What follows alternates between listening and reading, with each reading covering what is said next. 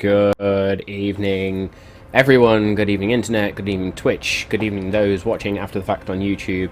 I'm not going to lie, it's hot in the UK, so we're all a bit red, a little bit sweaty, probably a little bit grumpy, but we're playing D&D and we're going to soldier on, as always. So, we are on episode 50 today, which means we are 2 away from our year celebration, our anniversary basically. We're just going to take that 52 episode mark as our year anniversary. Please come and join us for that. I have some things planned, so that's going to be a fun one. That's going to be a nice exciting one. We've had a great couple of weeks, to be fair. We had last week our special episode with Paul guest starring, and very much a hit with the fans, with the players. I've heard great things so far. I've not heard a bad word said about it, so sorry Danny, if you screw up you might get the sack, mate, to be honest.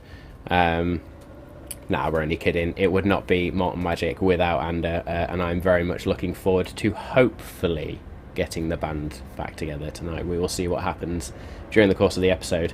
Before we get into that, let's do our usual thank yous. So thank you to Albert Rodeo, to Incarnate, to D&D Beyond, Hero Forge, Kassoon, 5e Magic Shop, Tabletop Audio. I should also really thank Kobold Press and their various monster manuals and creature codexes, because I've been getting a lot of ideas and inspiration from those books.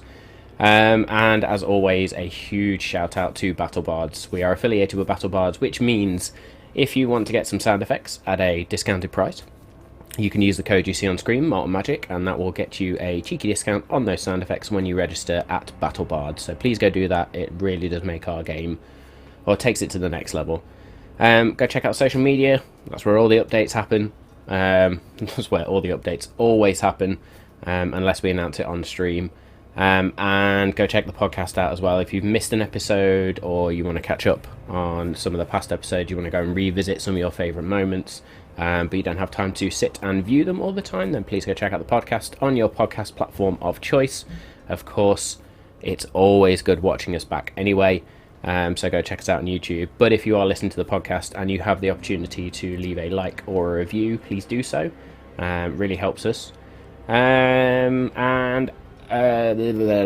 else do I need to talk about? Tales of Tilnar, of course, another episode landed. It's like they're coming thick and fast at the minute now. So, yeah, please go check out Tales of Tilnar on YouTube, hosted by Simao. And that is pretty much it. So, there will most certainly be adult language, a lot of adult humour. There may be tears. We have no idea tonight. But let's get on with it, shall we? Let's roll.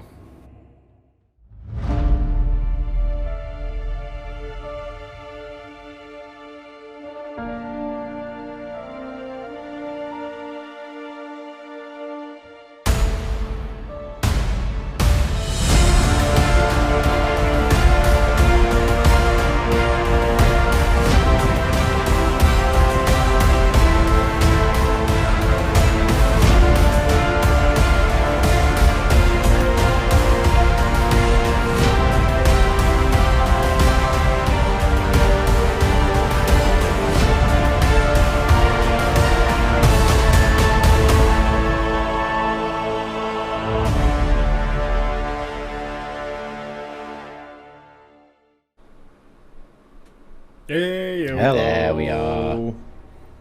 That's the band back together. Is Danny frozen, or is he just disappointed in us all? My internet is as hot as bothered as I am. Oh no! I don't know what's happening. Well, it could be fun. All kicking off. But we will soldier on. So the last couple of weeks have been a hell of a couple of weeks, really. We started, I suppose it should really be the last 3 weeks. We began our exit from the Feywild with the body of Vraco, and then sort of had the whole ordeal or encounter with the Eladrin city in the Throne of Phalead, met up with the crew of the Winter's Tale minus an arm and one of their party. Also found Grellan and what remained of the village of Greenflower, in terms of people. and then began our exit and our exodus from the Feywild, headed back towards Ethereal's Tower, following the river, only to then find the ruins of the other half of Phaliad, and came across a temple pyramid type structure, surrounded by an anti-magic field, or an enormous anti-magic field. Investigated, found a lot of bodies, found a sword impaling a crowned figure in the middle of this temple, and decided to dispel said anti-magic field as well, so that when Kirik placed his hand on the sword, that not only caused a trap to trigger, but also sent a signal through the plains and invited the Eladrin back home to reclaim something which he had lost previously. He brought a friend, and the battle ensued. We had our first full battle episode, in which a hell of a lot happened. Dargon, Kirik, both by the end were spent and were down and were dead. Ethereal technically got the killing blow on Theogodin, but Ander, in his rage, was just firing arrow after arrow, nat 20 after nat 20, and finished pretty much the Infernal Knight and Theogodin off in the same stroke with an arrow that pierced them both. And then it was a rush to get home, so to speak. Ethereal telling Ander to go and reclaim the party, go and find Bothryd, the crew of the Winter's Tale, and the villagers from Greenflower. Bring them all together so that we could get out of here. And Ethereal placed the two corpses in the middle of a giant teleportation circle, and you were all teleported back, the villagers through first, and out through the Wizard's Tower, that is the Distiller's Tower in the keep, Maltmaster's Keep, and then finally it is just Ander, Bothryd, Kirik and Dargon left behind. Now, while Ander and Bothryd deal with whatever they are about to deal with, last week we had a different episode that took place still in Nihilin, or still in our universe, but on a different plane entirely, as we entered the Vale of Death, and Kirik was given a job by the Raven Queen. Took Dargon with him, also found Vraco along the way, and were guided by an old wizard. Very, very grueling, very harrowing journey, very spooky journey, but finally defeated, which was what was basically an augmented Death Knight trying to get out of death and back into life. Inspiration taking from one of my favourite book series, which we talked about on Malt, Magic and More last week. But as a final point, Kirik found a body, a person clinging to a rock within the river, trying to stay beyond, or trying to stay this side of a waterfall, which was Theogodin in a much weaker form. And Kirik, as is Kirik's way, held his hand as if to give him that little bit of hope that he was going to save him, and then just whisked him away with Inflict Wounds, I believe was the spell, and level 5 Rogue with no Patron, so therefore no Warlock abilities, just dusted and was gone beyond the waterfall, beyond the 9th gate, beyond the 9th district, and to a true death. And you made your way back. The Raven Queen then giving Vraco a choice, and Vraco discussing it with you guys, whether to stay in death and potentially get resurrected, or whether to make his way to the halls of his deity, to the halls of Cord, and he chose the latter. Vraco stepped through a thin seam, if you like, in the cloak of the Raven Queen, and was gone in a flash of almost lightning, but blue light. And so Kirik and Dargon now await whatever is to happen to them in the 1st district of death. The current having no effect on them right now. Almost in limbo. You can still feel that warmth of life, but you also do feel on the opposite side of that cold finger of death. And you're just sort of hovering on the edge there. So, Ander, we return to you. Having just exited the Feywild through a teleportation circle, you can feel an after effect of having been there, and there is almost a draw on your mind, but with your connection to the Summer Dryad, or the Dryad of the Summer Grove, you feel no other effects other than just this slight draw on your mind. Bothryd, on the other hand, is going to have to make a roll. So the first roll of the night goes to me.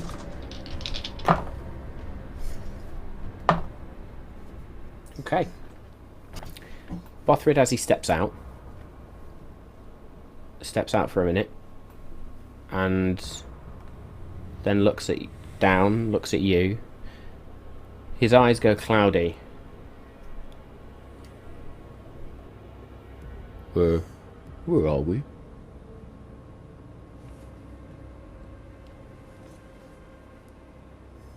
We are back home, my friend.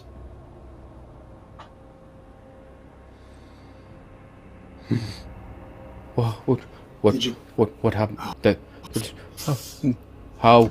Why are they dead? No, where have we been? Why? I remember nothing.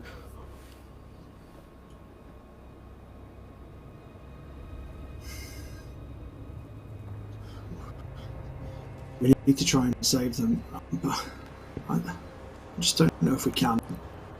I'll be honest, Bothryd. I'm lost. I don't know what to do. This is all my fault. How is it your fault? Why does my head hurt? No, your head hurting is not my fault.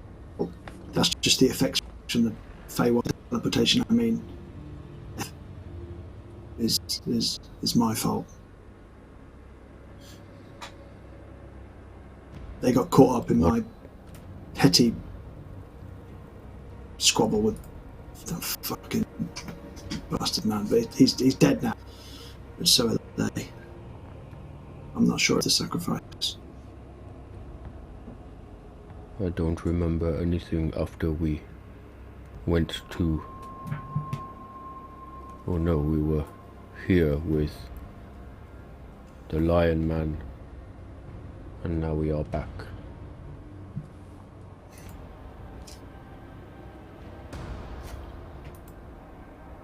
Why do I remember nothing?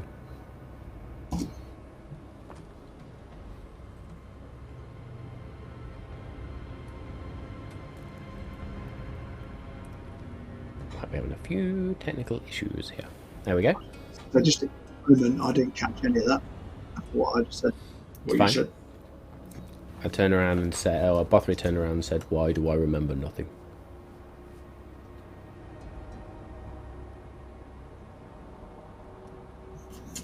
Honestly, I don't know.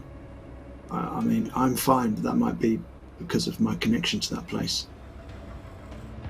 Many about not remembering their time in the Feywild. It must be a defense mechanism of theirs. So we've been under our back. Do you remember what happened to our friends? No. I remember nothing.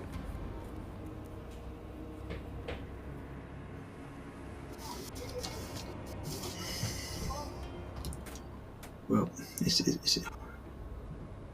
pretty clear they died. They died at the hands of the Eladrin.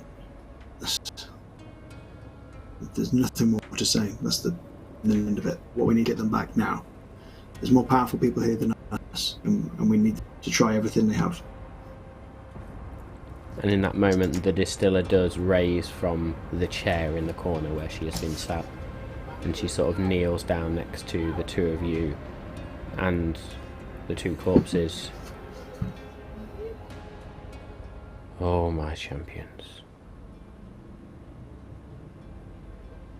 Oh dear.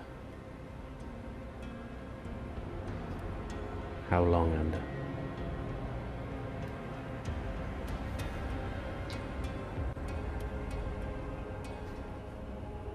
How long has it been?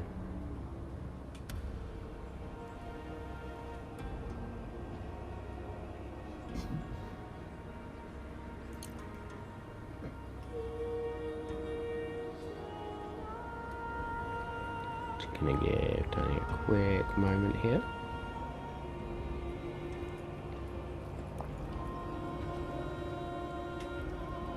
The joys of technology, eh? Happy bank holiday, everyone. Fuck me. Are we back? I'm literally hardwired into a router. What is happening? I think it's Dave's fault. Always my fault. Definitely my fault. Must be. So, the distiller knelt down next to you and sort of just looked at you and asked, how long has it been?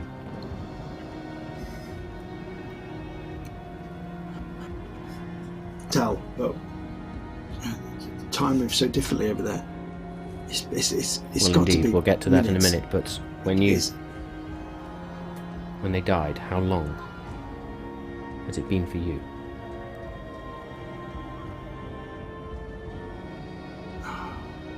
Minutes. Minutes. Actually, it took me 20 minutes to. Yeah, it's been under an hour. Well, there is always time for these things.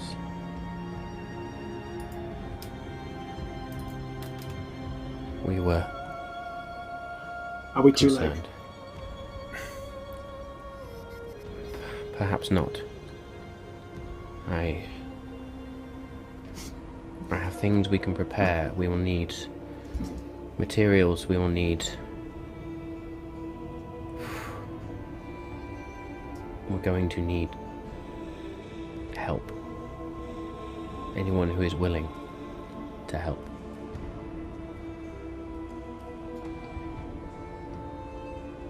They may not be lost to us just yet. Whatever you need. Who do you think would be willing to? You transfer Offer some of something. life into theirs. Not really, no, but we will need something from yourself. I imagine yourself and Bothryd will want to offer something to reach out to them, but we will need something else. Who else do you know would be willing?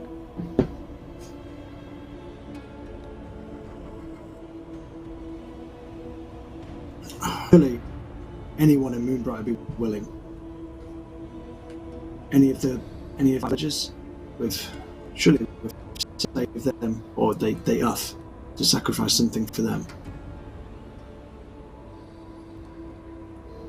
Is there anybody with any more Any of personal the connections than surely you'd be willing to sacrifice them. we will indeed? The Cooper, I'm sure, will offer something. The Stillman is, well, you remember. There's no reaching him now. It is going to take me a little time to prepare, but I can at least do this. And she touches 2 fingers to Kirik's head, and there is this shimmer across the body, and then she also in turn turns and touches 2 fingers to Dargon's head, and both the bodies have this sort of glow about them for a second as she casts gentle repose on both. That will keep them as they are for now. Cool. I need you to go I know this may to Mephisto. be tough for you, but personal differences don't matter at this. River's End. Could anybody help us there?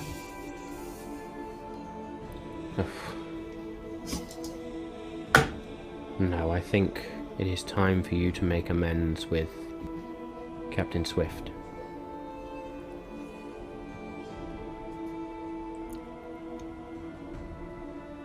There will need to be 3 for each ceremony.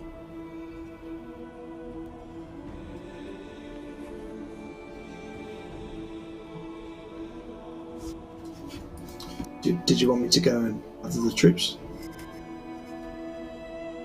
Yes. And I also need you to go to Mephisto and tell him And then to hand over whatever stock of diamonds he has.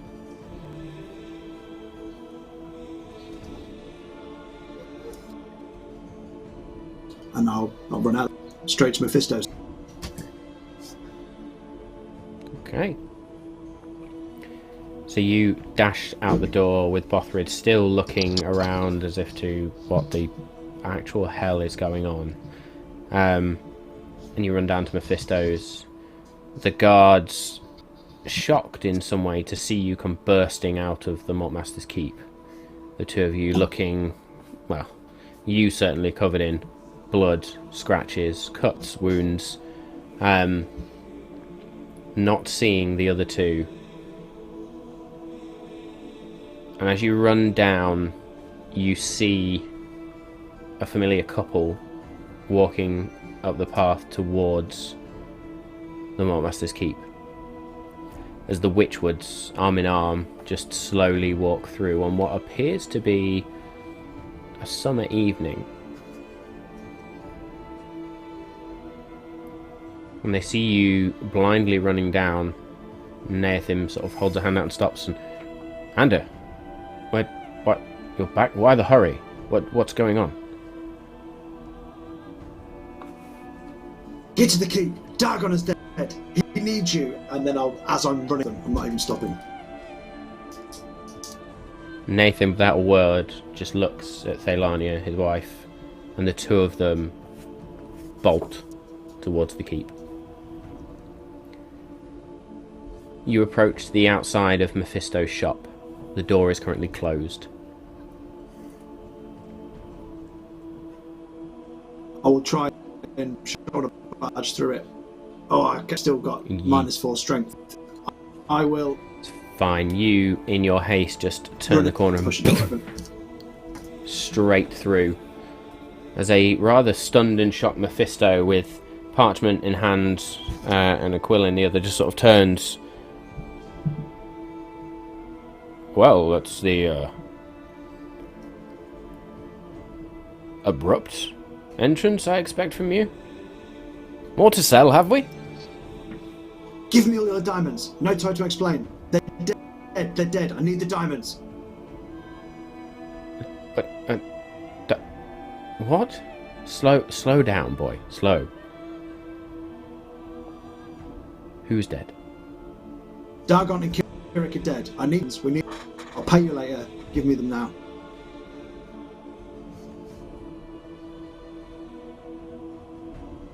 I will discuss this with the Maltmasters. I will meet you. I assume. Well, Wizard's Tower?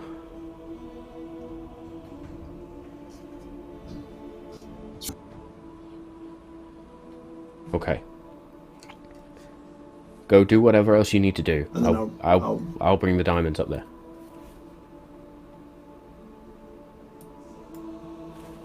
Back out. Okay, where are you going now? You booked it back out. During my buffering, whatever it was fucking doing, did you tell me that I needed to go to get Captain Swift and stuff? Yes. Yeah. Run towards the guest lodges of Bag, I suppose. You run and make your way towards the guest lodgings, but then Bothryd turns around and says to you, "They stay in the village. Captain Swift, we must go to the tavern." Well, lead the way, Bothryd. I'm not thinking straight. Come. And Bothryd just sort of literally grabs you by the shoulder and sort of jogs you along and hurries you, and you turn the familiar corners, go through the gatehouse, the guards just sort of stepping aside, seeing you coming in such a hurry, and you head straight to the closest tavern to the gatehouse, which you recognise. It was where you actually last met Vraco and Johannes before Vraco disappeared. And there's a brief flash of that moment, as then you are through the door, and you can see the tavern itself has quite a sombre mood. Usually there's a bit more hustle and bustle in here, but the dark energy, the negativity feeding off of the crew of the Winter's Tale, who are sat in the middle of the tavern right now, is causing a subdued silence to the group, or to the rest of the tavern and the patrons. And Charlie just looks up. Are they alive? Not yet. That's why we're here for you. Follow us back to the tower. We need you to help save them.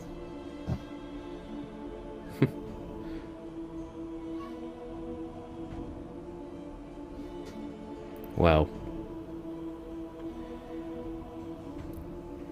I will come. But for this I cannot order the crew. So my question is to the rest of you. There is no obligation here. You are hired for a job. You have seen to that job, and we have both gained and lost from that job. Two of those we once considered friends, or I do still consider friends. I will not lie about that. Regardless of what's gone on, I still consider them friends. I will go and help. But the rest of you have your own decisions to make. And she stands, grabs a hat, grabs a rapier, and just sort of pushes past you. And you then look around the rest of the group. And no one seems to be looking up from their tankards. But eventually, a small goblin pushes back his seat from the table, places his tankard down, looks at you. You got us into this mess. And then you got us out. I will offer what I can to save those who mean most to you, as I hope you would have done for the one we lost.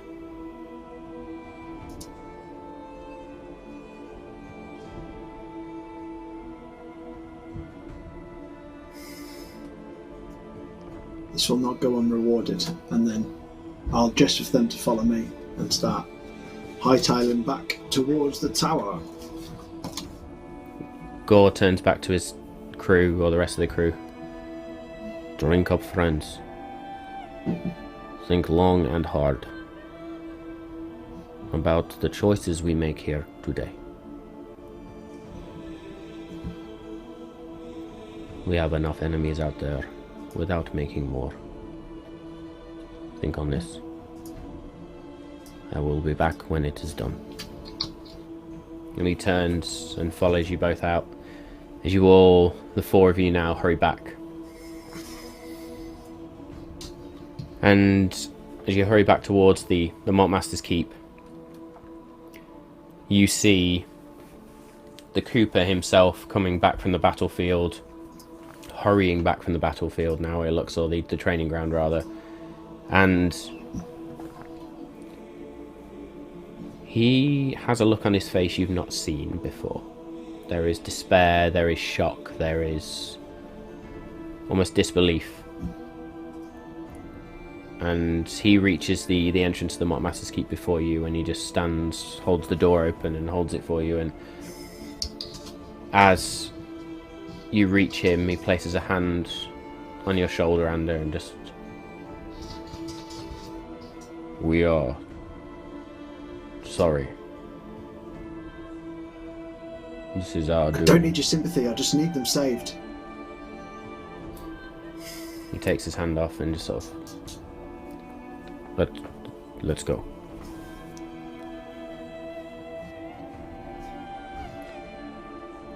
You all head up the stairs. The winding stairs to the top of the wizard's tower now. And you see... not just... the distiller, but you see the blender. You see Nathim and Thailania, Witchwood. You say the twins, Annabelle and Mirabelle. And the four of you, the five of you now, enter, and then Mephisto comes galloping up the stairs as well in full centaur form.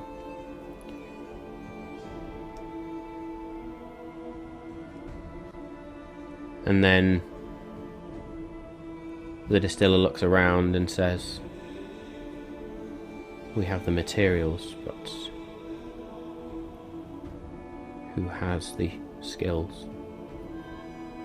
I cannot cast the spell.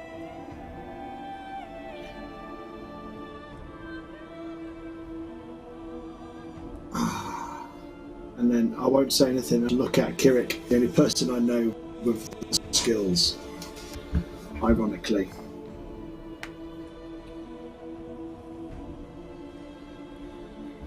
The blender at this point steps forward. I have one ability that I can use, but I can only do it once per day.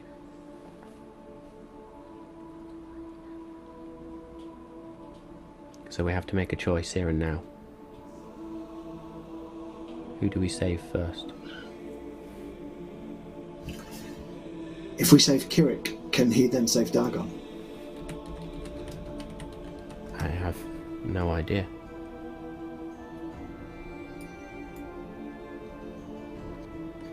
Kirik has brought me life with the diamond before. So maybe if we bring him back, if nobody else can help, he'd be able to help.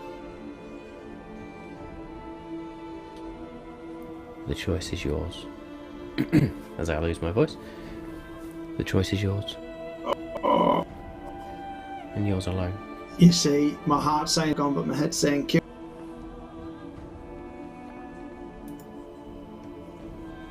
We're not going to act on impulse this time and think it through. We need to save Kirik. Then Kirik can save Dagon. And if he can't, I'll fucking kill him myself. Because I made the wrong choice.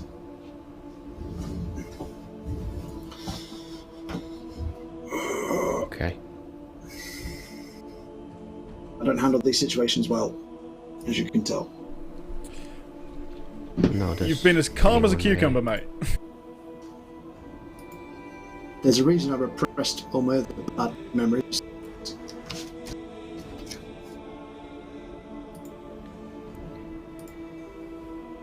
Okay. At least me sweating because it's hot in my attic is actually helping and look a bit more worried.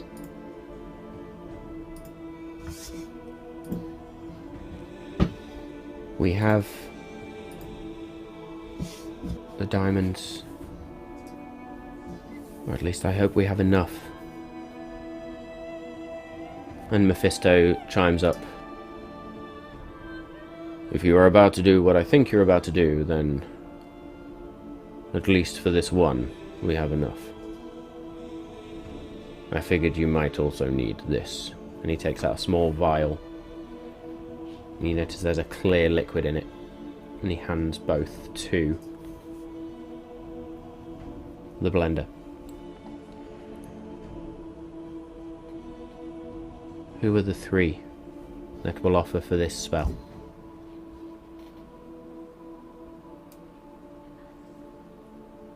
Ander, I assume yourself.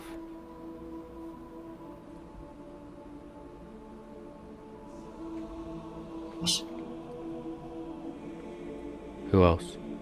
Bothryd steps up. Me. So friends. So family. And she sort of bows to Bothryd. One more. Who is it to be?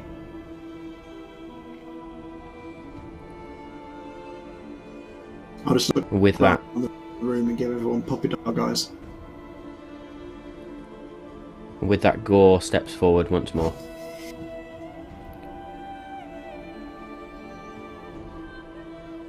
We have not known you long, but I have known you all long enough to develop friendships with you all. If I can help save this cleric, and he in turn can save your Goliath friend, then so be it. I offer the last splinter of the Winter's Tale, one that I saved as she crashed.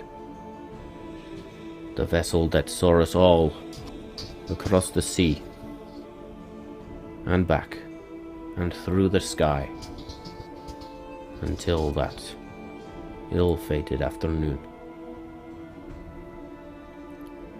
And he places that on Kirik's chest as, at this point, the rest of the group have begun to slowly but surely drag Dargon's body out of this magic circle that exists permanently on the floor in the Distiller's Tower. And he just places it on Kirik's chest. May this act as a ground for you to pull you back towards life, my friend. Know that forgiveness follows.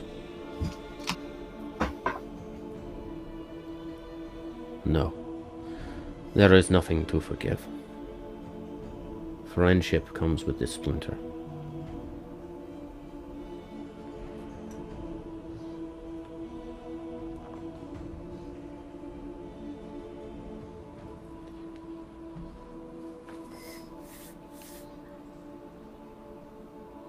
That's right, I'm just getting messages in the background. I'm waiting for something there. As we continue, the blender then turns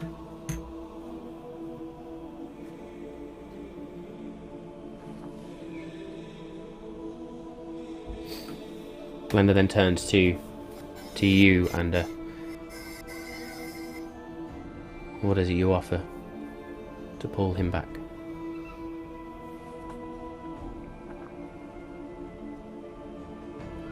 What was that?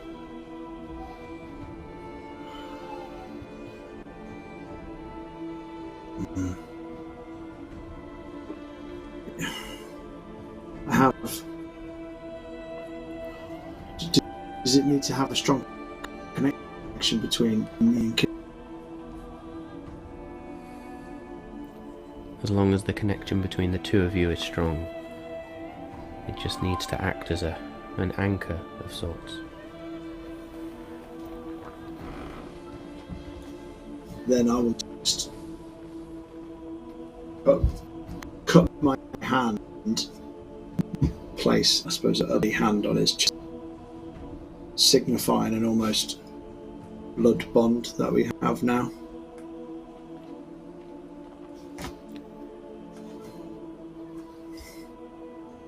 Very good. Bothryd. Bothryd steps forward this time and he takes out a black rose. And he looks at the black rose. I made some flowers for him once. And well, I liked them. I kept one. So now I give this. And he just places it on Kirik's chest and leans down. You come back.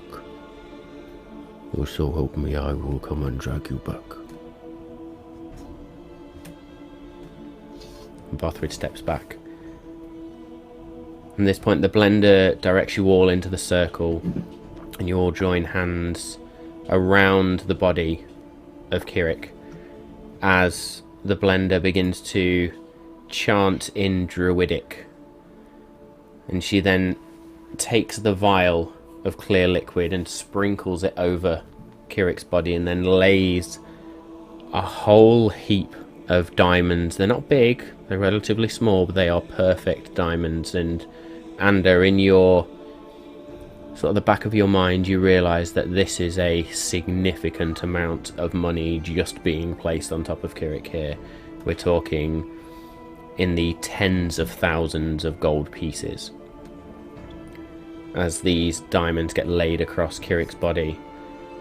And the chant in Druidic continues. The rest of the people around take a step back as this green glow begins to bleed out from where the blender now stands along the lines of the magic circle.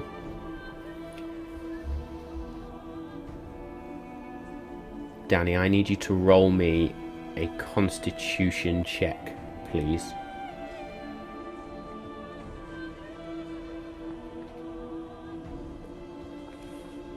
Kirik, I assume. No, that was for you. Me. Sorry, I need you to roll me a contact. Oh, Anders about to vomit. 5. 5. Okay. So as the green energy starts to bleed around, lights up.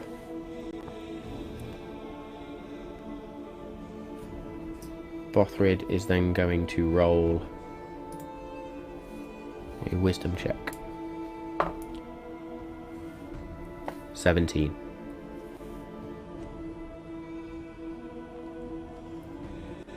Let's just pull up Gore's character sheet. So many NPCs today.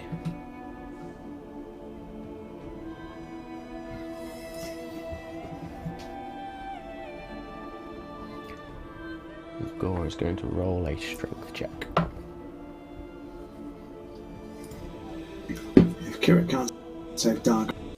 Oh, sorry about that, guys. We had a technical issue. Crashed. We did have a technical issue. Too Right. hot to handle. Too hot to handle.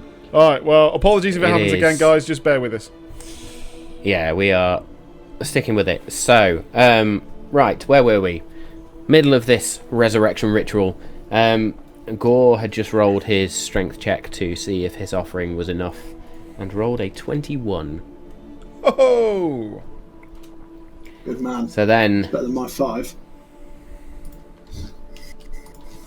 the blender continues to chant in Druidic as this green fire-like effect, but as the fire burns you can see what looks like vines and trees in the shadows of the flame.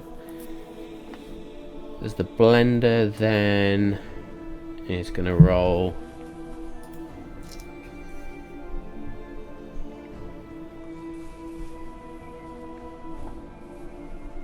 Would you believe that was a natural 20? Oh! Nice. Does that mean it brings it back?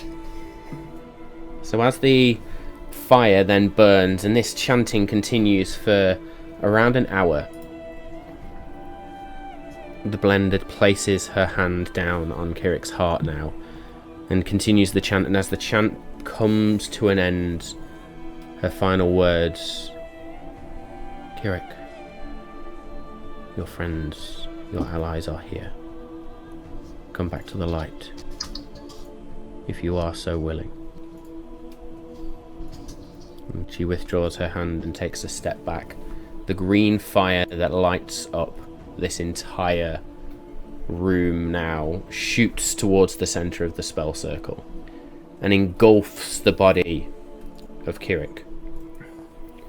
Green flame just all over Kirik's body, and I had a Total Acquisitions Incorporated moment there. I was expecting people in the background to shout green flame, but yeah, we won't go there. As this green fire just ravages over Kirik's body, Kirik and Dargon, as you both stand in the first district of death, Kirik, something feels slightly strange. As you look down, you notice that there is a small splinter of wood.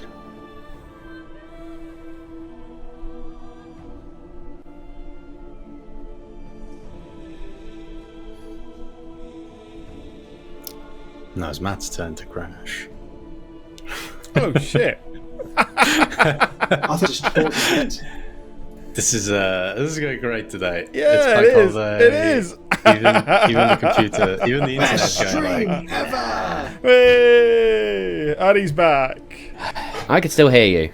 So, how far did we get? This is a doomed one today, isn't it? Yeah. Determined not to bring the two boys back. Timing with all of this cruffle. So a splinter of wood is woven almost, or pushed through the surcoat that you wear over your armor.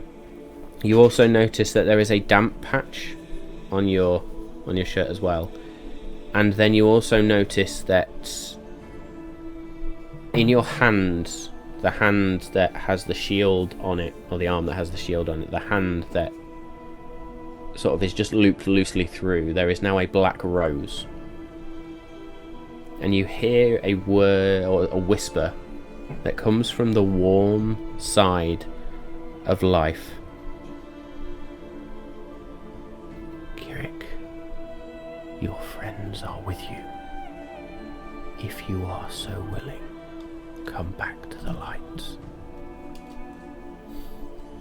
And in that moment, the Raven Queen appears before you once more. And she looks down on you. Don't talk him out of it, you bitch.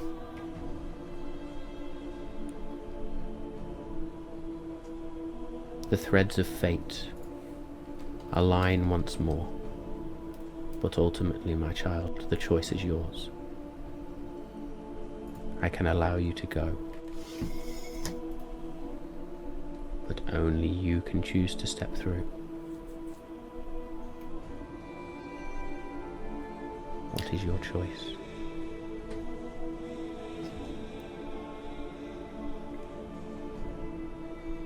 I'll start making my way towards her. What? And just as I reach kind of a foot or two away from her, I'll kind of look at Dargon and I'll say,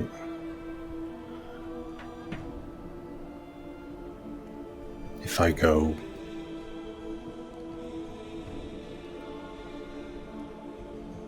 then who's going to bring him back? Oh, thank fuck for that. Go on. The threads of fate have not yet aligned for him. There are still too many futures. Too many different strands.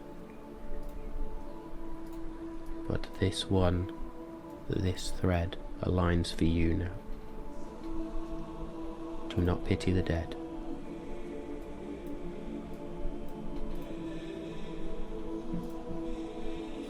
I'll turn to her and I'll say,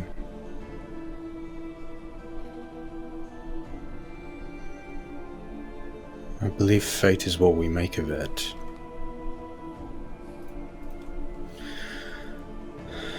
So I'll make my own choice. And you can't quite tell, but looking up into that white mask, there is a shift slightly. Maybe a hint of a smile there.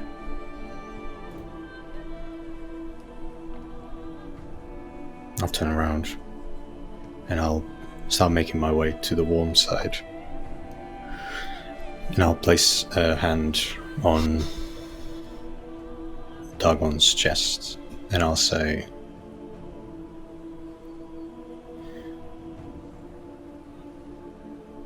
I'll be coming back for you.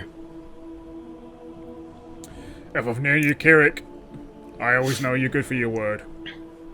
I'll see you soon, friend. Nod and make my way towards the chanting. And you feel I that thought you were warmth going to do it then flare somehow. around you. There is a final whisper from the Raven Queen. Go well, my child. Be strong. I will watch over him. Guard the veil. And you step forward into life. And as you step forward, your eyes flash open. Sharp intake of breath, coughing, spluttering, as the blender withdraws her hand and sort of hands on her head. Fuck, it worked. I will immediately grab him by the scruff neck and I'll say, don't ever do that to me again. I'm the reckless one. You saved me. I can't do this anymore. Slap him around the face. And then Bothryd's gonna grab Ander and just pull him back. Steady, steady. Kirik, you feel... I'll just look around. Yeah, I'll just look around the room. Carry on. I'll just look around the room, and I will, still kind of feeling connected to the realm I was in, I'll just identify everybody in this room that has died and came back to life before. Now I'll just kind of shake it off. Okay. I'm going to ask you to make me a perception check with that one, please, but do so with an advantage. Okay. Wasn't counting on that, but yeah, I'll take it. Hey. That will be a 11. 11. Okay. You are with that connection still to death. You are able to notice that there is something about Ander.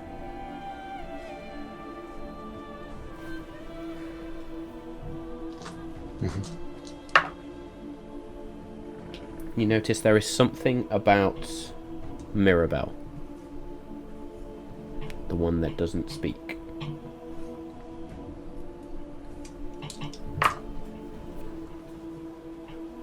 And that is all you get. Cool.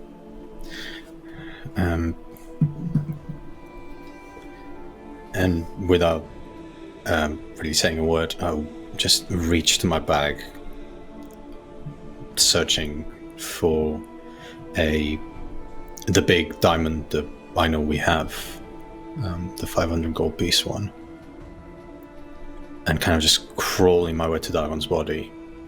I will place the diamond on his chest, and there will be kind of these runes that are going to appear on the diamond, almost like lines, and the diamond's going to press into Dagon's body. And I will say, I need 2 more to make an offering quickly.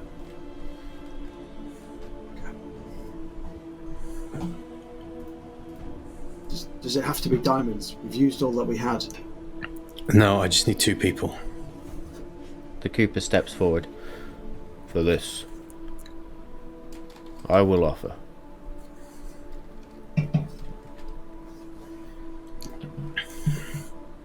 Can I offer again? Or does it have to be somebody else? If you wish to. Straight in. Yeah.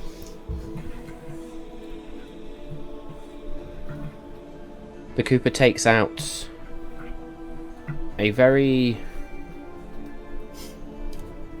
elegant looking dagger. And having seen Ander do something similar already, he slices his palm, but then slices Dargon's palm and places both together. And as he does so, he looks towards Kirik and Ander, says, "We have lived too long. We have forgotten the bonds that bind us all. Let this be a start of a new chapter in the Malt Masters. This one I trained. I have more to teach him. From this day forward, he is no longer just one of our employees, lackeys, whatever you want to call it. From this day, I adopt him as a son. By my blood. By the blood of the Malt Masters that runs through me. I pull him to life. And he then bows his head and begins to whisper a silent prayer. And as he whispers that silent prayer, there is a glow of sort of silverish energy around his hand. And the only word the rest of you can hear is Bahamut. Kirik, I will say that even though you feel your body has been racked by death, any wounds you had have closed, any scars you had are gone. Your hit points are at full. And you actually feel like you've had a full rest, to be honest. But you just feel the weariness that comes from having set foot in death. And then step back into life. Ander. If I remember rightly, when I lost all my equipment, Dargon gave me a longsword, didn't he? He did. So I will take that and lay that back on his chest and put his arms on it. So it looks like how, I don't know, you know, like when warriors are laid to rest and they've got their weapon on their chest. That sort of vibe.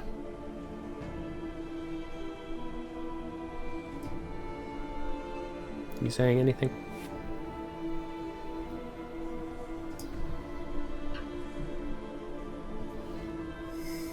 Don't leave me now, you bastard. We've been through so much together. This is not the end.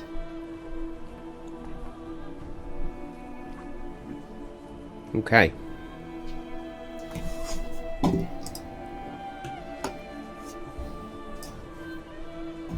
Ander, I'm going to say roll me a persuasion check, please. Oh, well, good at them. Thank you very much. Oh, I rolled a 1. Still a 12. Still a 12. See you later, mate. Still a 12. Still a 12. Still a 12. That's ridiculous. Still, actually, no, I've got silver tongue. You got it's the lower than a 10, so technically it's 21. Even though I don't know if critical fail counts or not. Yeah, it does. Max, You cannot. That like the jack of all trades means you cannot roll lower than a 10. Oh, then 21. That's 21. Come on down, Ridiculous. 21. from the dead. That is ridiculous. Rogues, man. Absolutely. Bards. Okay. The Cooper's going to roll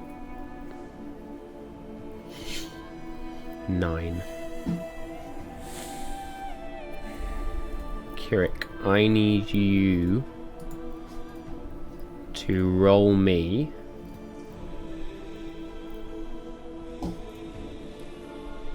I'm going to say a wisdom religion check, please.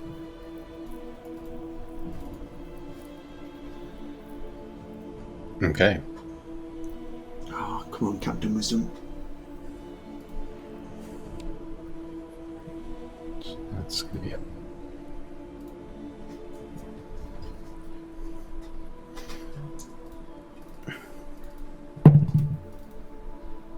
$12. Okay. Describe this spell to me then, Kirik. Yeah, so there's going to be, you all see the runes on these purple runes appear on the diamond, then the diamond's actually going to kind of enter and pierce through Dargon's chest. And there's this kind of line coming from Dargon's chest to Kirik's hand, and Kirik's just going to utter a prayer to the Raven Queen, close his fist, and when that happens, the diamond shatters inside of Dargon's body and just shoots out to all extremities of his body with purple light. Okay. Like cast Raise Dead. You'll see this purple. You'll see this purple light emanate throughout Dargon's body. Dargon. For you, it's been perhaps half an hour since Kirik stepped through the gate.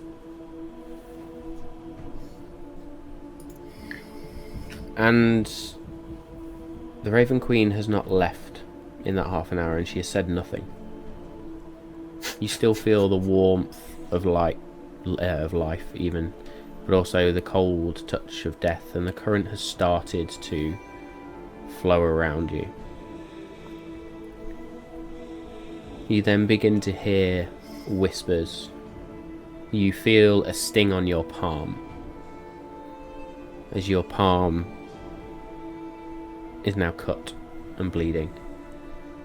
But you also feel the strength, almost as someone holding onto you. And a silverish glow begins to appear around that palm itself. You then hear whispered words in Ander's voice that pretty much say along the lines of, "You better come back, you bastard." And then you can hear Kirik. And Kirik's prayer, directed not at you, but at the Raven Queen. And she stands there and she is looking towards life. And she looks down to you. "He does well, my child."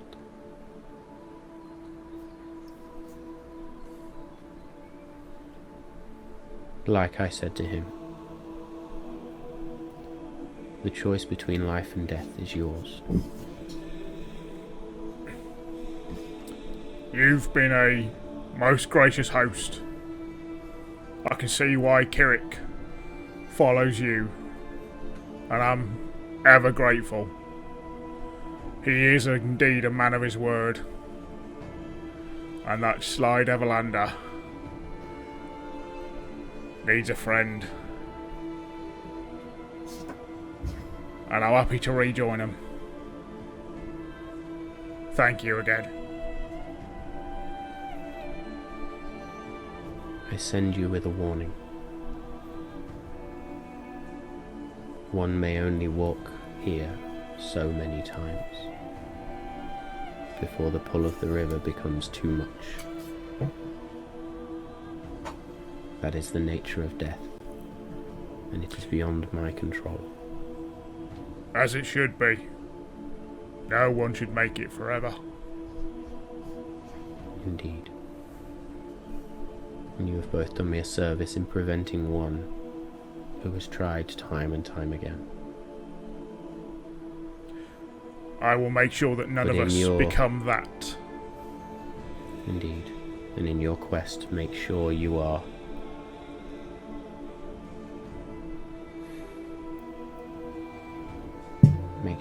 kept yourselves. Do not become something else in the quest for a higher purpose. It may not be all that you wish for. And as she says that, you sense a hint of maybe regret in her voice. Go, Dargon. Before the threads of fate weave once more. I will think of the voices that I heard, and I will sort of close my hand on like that weird feeling of no hand but hand, and I will sort of use that to pull myself forwards towards the warmth. And you do step forward towards that warmth of life, and as you step forward through the bright glow, your eyes flash open. You too cough and splutter as you come back to life, and you feel drained. but there is the hand of the Cooper holding yours, lifting you slightly. Ander kneels down next to you, and Kirik is just sort of laid, hand on your chest. And as you open your eyes, I assume Kirik just sort of takes a deep breath and rolls off and just lays on the floor. Yep. I'll look over at them. I look as shit as you both do, don't I? I'll just reply Likely. with, forgive me. Nothing to forgive, old friend. Thank you. To everyone here. Thank you. Can we all promise not to die anymore? It's starting to take us toll. I'll be there to protect all of you guys. I promise that. Let's keep ourselves right and together. We're all here for each other now. And realising that I've been quite emotional, so I'll need to overcompensate for that now with a little bit of humour, so I'll just say, can we all agree it's Bothryd's turn to die next? Bothryd looks towards you, Ander, and the three of you. If one of us must go, next time it will be me. Bothryd, he's only joking. If I can say anything, it's going to be that fucking fiend. Excuse me. You may be joking, but I am not. Did everyone make it out of the Feywild?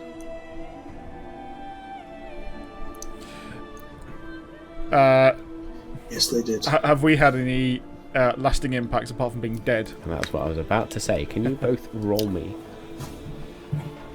a wisdom saving throw, please? Okie dokie. You are feeble-minded. 14. Rolling bad. 13? 2. Oh, good. Kirik, you remember everything that happened in the Feywild. Dargon, you remember nothing.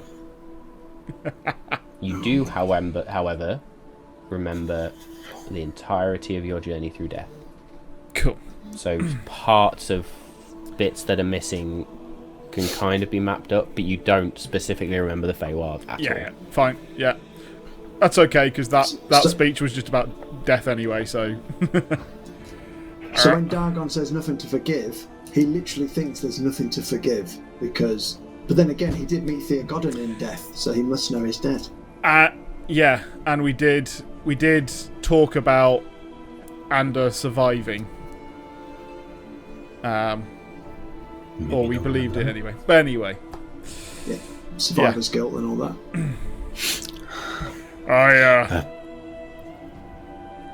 I didn't know that coming out of the Feywild required you to die. But we did. Hang on, mate. I don't remember it.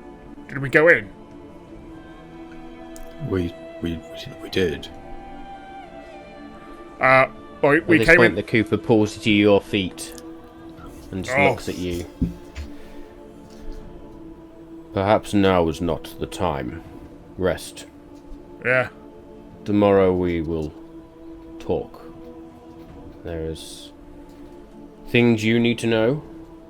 There are things we would like to understand.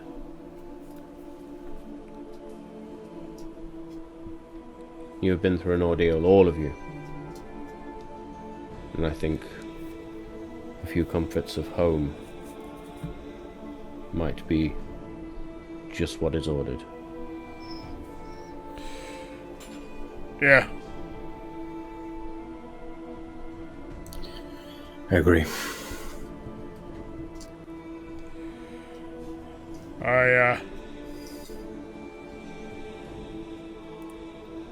I'll be glad to talk in the morning. I'll look over at Mephisto, who is still in the room. Mephisto is still in the room, just sort of stood back behind the distiller's chair, and she's still sat. Or she has returned to sitting, sorry, having got up. and he's just sort of stood there watching on. I'm going to guess it's quite the ordeal to bring someone back like that. So I'm guessing that everyone in this room has helped both of us back. And Mephisto, I can surmise I know what that is. And I thank you as well. We will pay you generously, I am sure, in kind, for your fantastic favours. Don't worry. I put it on your tab, Dargon, don't worry. Yeah, bloody well. Of course you bloody did. Oh well, boys. At least you're here, and I'm sure your esteemed masters here will certainly foot the bill. I'm just pleased my my number one customers are still able to trade. Too soon? No. Can't These situations are just awkward. Let's be fair. Can't pay you if I'm dead. Anyway, I feel like I'm still dead, so I'm going to bed, guys.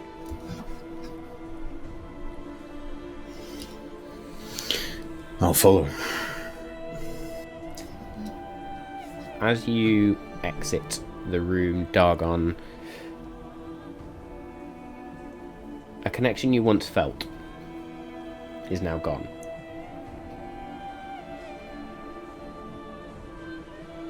A bond you once had with something,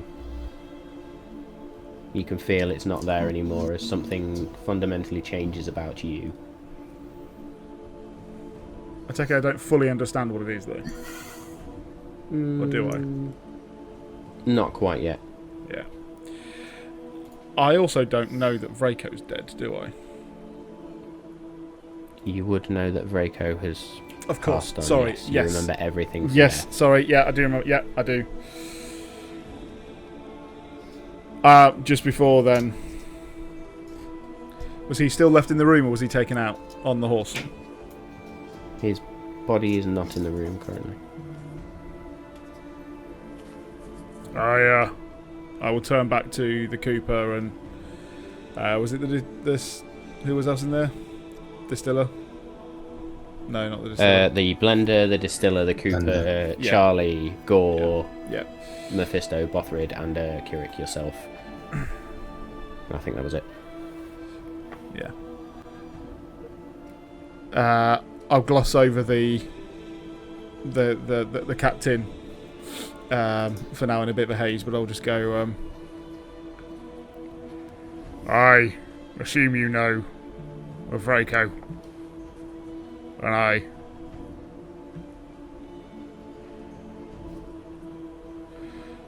I'm sorry. I have, however,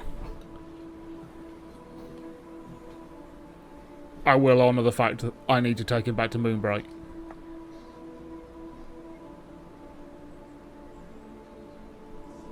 She just sort of looks, nods. As is so. And I will leave. So you leave. Ander and Dargon, make me perception checks, please. Come on, roll better this time. Did you say me then? Sorry. 12. Mm-hmm. Ooh, 13. 13. The both of you, as Kirik stands up, notice that where his hair had all been purple, there is now a single wisp of white that bends through the hair. Kirik, as you stand a little bit shakily and go to exit the room, and you walk downstairs following Dargon. I'm going to say at this point Bothryd is sort of helping you a bit, Dargon, because you are drained. You've got a -4 to everything right now. Right. As you step foot out of the Maltmaster's Keep and into the dying light of a summer's evening, you feel your shield twitch on your arm. This directed at Kirik. The raven's head itself seems to grow slightly larger. The eyes become piercing red rubies that glow, and the wings themselves become more full Feels a little bit heavier, feels a little bit more substantial, and there's a whisper on the wind. Now you understand. Now you can truly guard the veil. As you have now awakened your shield. Whee! And you should I be mean, able an ordeal to awaken it, wasn't it? You had to die. Just have to die again, guys. Although I am liking the rogue from X-Men vibe you've got going on. I like it. Glad someone got the reference. Yeah. So hopefully if you reset your character sheet, or at least refresh, you should see the fact that it's awakened. I have done so, yes. Excellent. So there's a new ability in there that you can make use of. So have fun with that. And do you follow them down, or are you pausing slightly? I am not letting them out of my sight. Okay, so you follow them down. Someone else having a moment. And it's not long after as... sorry, Nathan and I haven't even read it. Thailani I are haven't also even in the read it. room. I just saw my new AC. So You dare have a bigger AC than Oh, me. yes. Damn you. 21. Damn you.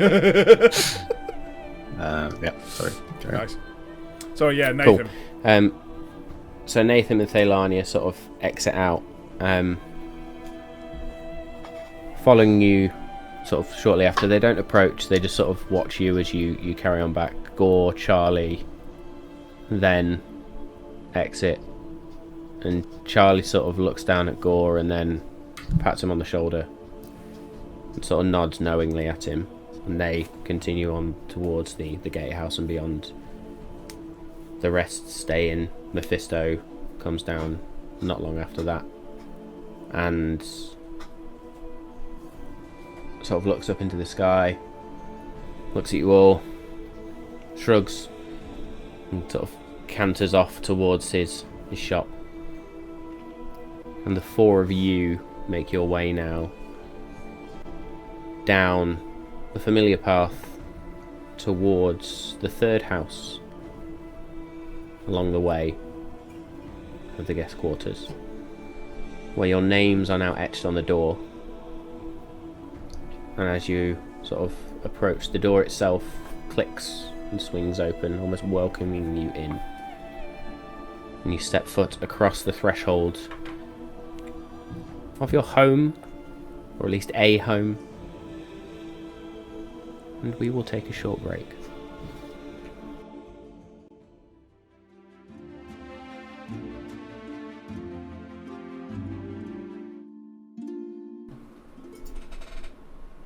And we're back. Hello. Hello, we're back. Fingers crossed. We will stay All here. tech issues resolved. Fingers crossed. But I have just been reading the chat, so I do just want to say a huge shout out to everybody that's been active, everybody that's watching. Just thank you for joining us once again. Apologies for the issues. We can do very little about them, but thank you for sticking with us. Thank you for coming back after our short interlude earlier, which was not the prescribed Not the normal break. Yeah. Anyway, so we have successfully Lying, resurrected. Dave needed I was like, do you know what? I'm just going to go. Sorry. Yeah, we have successfully resurrected our two fallen comrades. Kirik resurrected using the True Resurrection spell. So you suffer no effects. Cool. Other than any you wish to suffer. Dargon, you were resurrected using Raise Dead, so you have a -4 currently on all attack rolls, saving throws, ability checks. Basically anything you want to do, you have a -4. I'm not going to go through my sheet and put all that lot in, but I'm just going to remember it. Yeah, no. Because to be honest, I think as you've now gone home, you all take a very long deserved rest. But in true Malt Magic style, is there anything anybody would like to do before they rest? Well, obviously, so Yes. not as I rest for one sleep. Then I'd like to talk to people, but before that, no. I'm just too tired. Okay. So you Same. just... Bothryd helps you trudge upstairs and sort of lays you down. Andy, you did want to do something before you rested. Yeah. Basically, Kirik gave me a ring of counterspell a while ago, and I've kind of dismissed it, thinking I'm not going to need that sort of shit. But thinking, well, seeing everyone bringing them back to life, I'm thinking if that could potentially save them, and I could use it to save them, I need to figure out how it works. I'd like some time before I go to sleep. Attuning to that, please. Okay. Because I have no intention of giving it back. So you spend an hour in your room sort of quietly contemplating not just the ring, but the events of the past few days for yourselves. Weeks, maybe. Or a week, maybe. Make me a nature check, please. Of course. It's an 11 because I've got a plus 10, but it was a 1. So do you know what this is? This is karma This is for all the absolutely nat karma. 20s you Yeah. got. Yeah. This is dice gods. This is dice gods. Absolutely, it is. Yeah. So with an 11, you look outside and it's a lot brighter than it was the last time you were here. It's a lot warmer as well. You seem to have moved out of what was winter, almost missed spring, and now it is very much the heart of summer. Yet when you left here, it was very much still in the grips of winter. However, you then pay that no mind and you spend an hour studying the ring, understanding the ring, attuning to the ring, beginning to understand how it works, how the magic inside it can be invoked. And you successfully attune to the ring of counterspell before you lay your head down and perhaps apprehensively fall asleep. Unbeknownst to the three of you, once Bothryd has placed you all in your, or placed Dargon, helped Dargon to his room and made sure Kirik is safe, listened against Ander's door, not hearing anything suspicious, Bothryd goes downstairs, sits at the table, looks at the chef's tools around him and the cooking pot and just shakes his head, finds a barrel of ale, pours himself a flagon and just sits and stays there for the entire evening.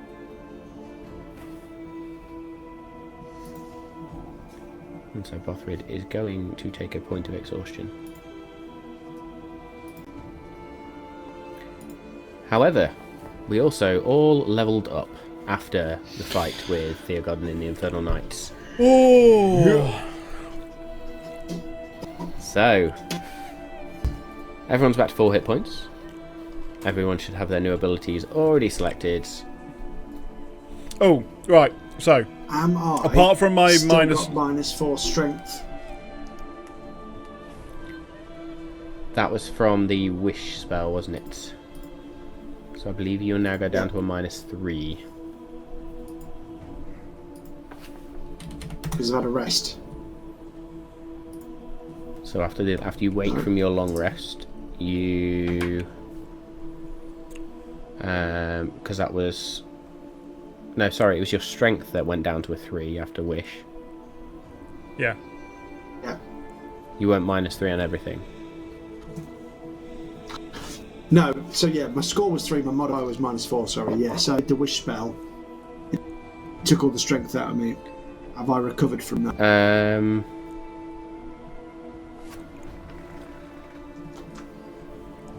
I think it's every day you gain 1 again, if I remember. I believe that's the way. From that, same as now me. I presume I do the same with all of mine. But I also had a -2 on my modifier from the fight and death. Do I still have that on there as well? -2 modifier from your fight. Yes, That is gone. That's gone. That okay. is gone. Cool. That one's gone. But I've still got my -4, but is it -3 now I've rested once?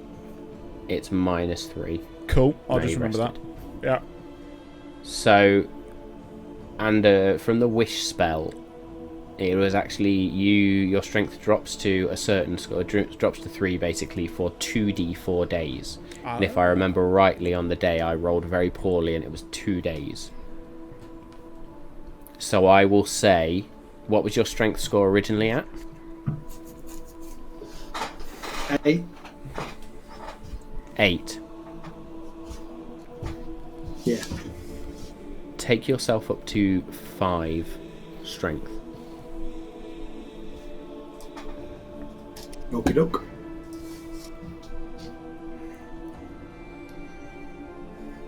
Okay. And you're awake. Who's doing what? I'm waking up kind of bright and early, and to kind of prevent crossing paths with anyone, I'm going to dimension door away, and I'm going to actually make my way to the temple, to the portion of the Raven Queen's temple. Yep. And as I enter, and as I kind of nod to the priests that are already placed there, I will make my way to the main square. And I will just kind of set a small altar. I will make a circle kind of around in the space, and I will actually, I don't have my armor on, so I'll just roll my sleeve up where I have the tattoo of the Malt Masters. Mm-hmm. And I'll actually just hold my arm high, and I will reach to my bag and take some powdered silver, and I'm going to just draw a circle around the tattoo. And for the next hour or so, I'm going to essentially utter divine words to change that tattoo, essentially. I'll cast ceremony. It's not written there, but it's like, I just thought it'd be cool. And the whole tattoo is going to change to a raven's feather being crossed by a bolt of lightning. Okay.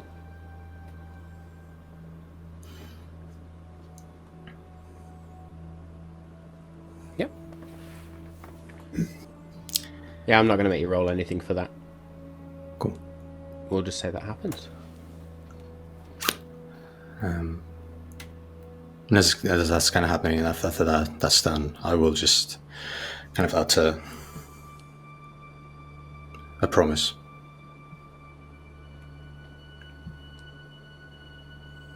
Yeah. Okay. And after that hour's done. Time. Sorry, Karen. No, go ahead. No, go on. You finish. Well, after the hour's done, and before I head back to our place, I will just take in everything about this temple, and I will study it as much as I can. I will light candles, and I will brighten the place up, and I will spend my time casting Word of Recall on this temple. Okay. And that's it.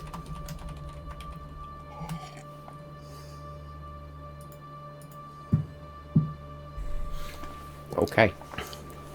So what you do notice is as you start to brighten the place up, the few priests that there are dedicated to the Raven Queen sort of come over and bow to you and then begin to help you, and between the sort of 3 or 4 of you, you all begin to make this shrine, this portion of the temple, even more grand than it already was.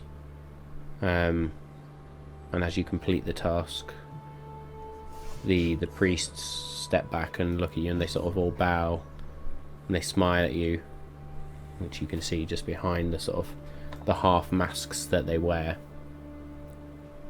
They say nothing, but you feel an innate sense of honour, and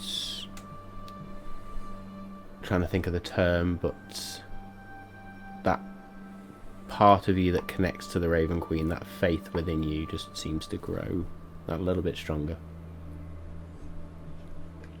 Cool. And I'll nod to them and then make my way to the house.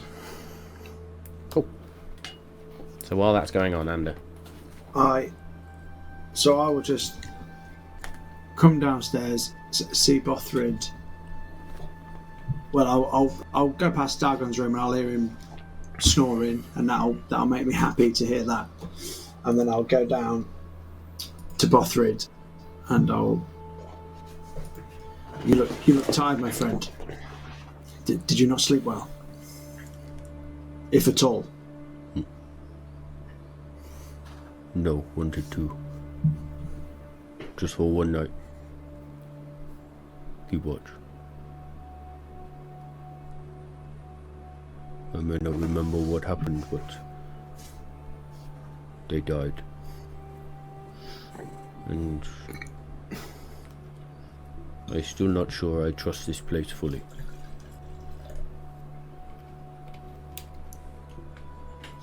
All you need to know, Bothryd, all you need to remember is you are a great, and it is no way your fault in how they died. You were protecting the villages of Greenflower. You were being honourable. And speaking of honour, you gifted this to me when I had nothing, and now I return it to you, and I'll give him his longbow back that he gave me when I lost all my equipment. Oh yes, I was looking for that. Thank you.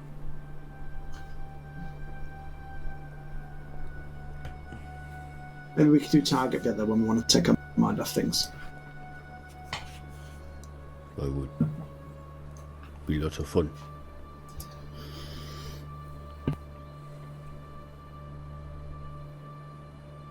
Breakfast? And then I'll just...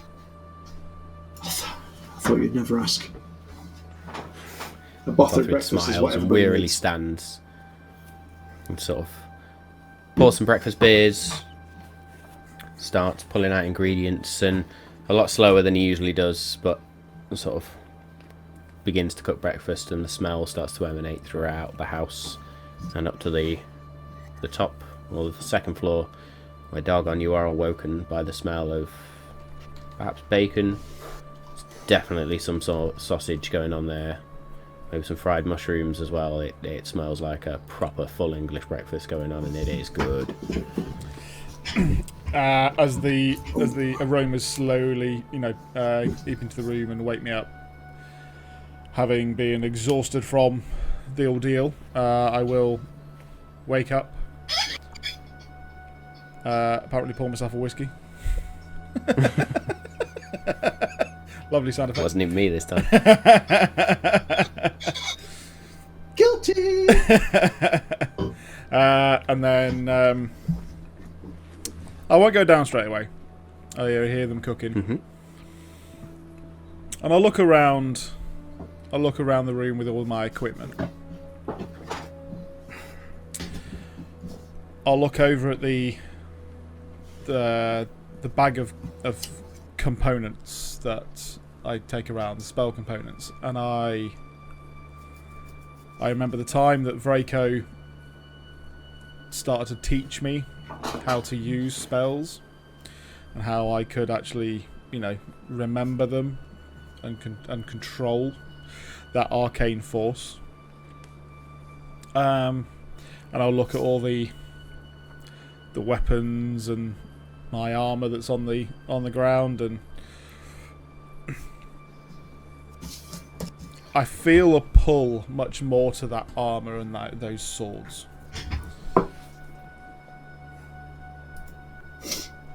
Not to dishonour his name, but almost as the passing of Vraco.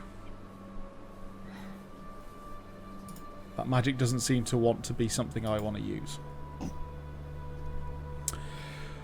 But I'll pick up the sword, Timiel's Wrath, and I will look at that and I go,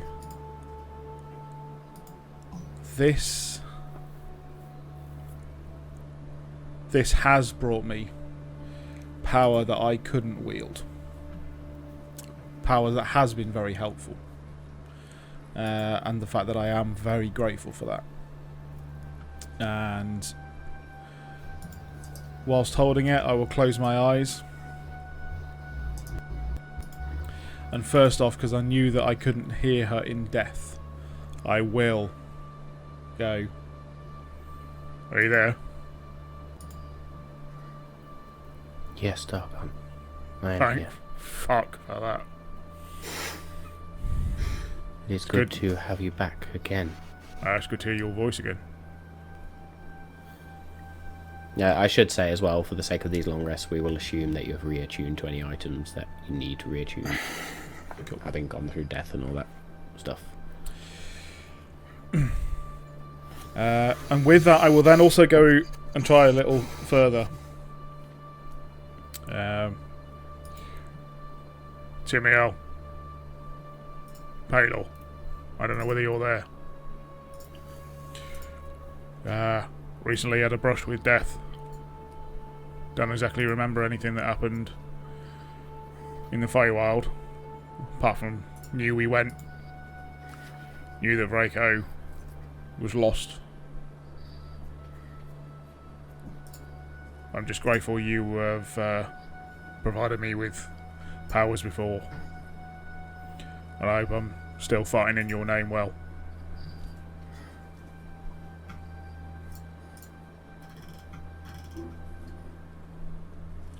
Make me a strength religion check, please. With a -3. But you will get...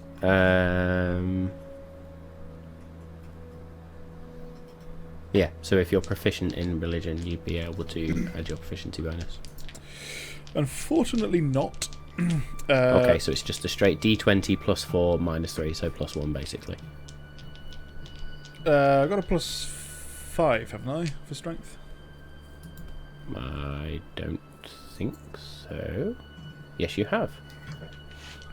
I had a +4 before because of I was in death and I got that -2, so I have refreshed that. Yeah, no, that's fine. So D20 plus 5 -3, so D20 plus 2. Natural 19 for a 22. 19, that'll do. Cool. So as you reach out and you sort of turn your back on that arcane ability, but at the same time begin to focus more on your strength, your talents with a weapon, but also knowing that there is a part of your power that comes from Timiel and by connection there, Palor. You reach out.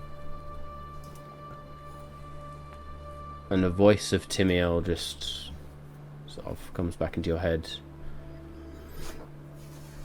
Use her gift wisely.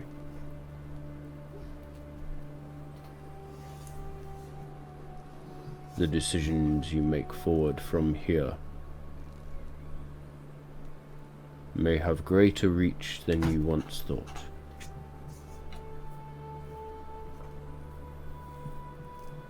This land is broken. I broke it. Use this second chance to fix it. I'll do it in your name and in Palor's name. I understand the risks. Thank Nothing you. more is said. With that, I will not put on my armour. Okay. I will... I won't pick up my shield yet, but I will put my sword belt on with Timiel's Wrath and the 2 hand axes, Okay. and grab my bag of holding, head downstairs. Okay. So you head down and you see Bothryd is just serving up breakfast as Kirik then walks through the door. And Bothryd looks at the both of you, looks at Ander. Timing good. Beer, food. We eat. Cheers, Bothryd. Can I just say to the both of you, thanks for getting me back. Kirik, Ander.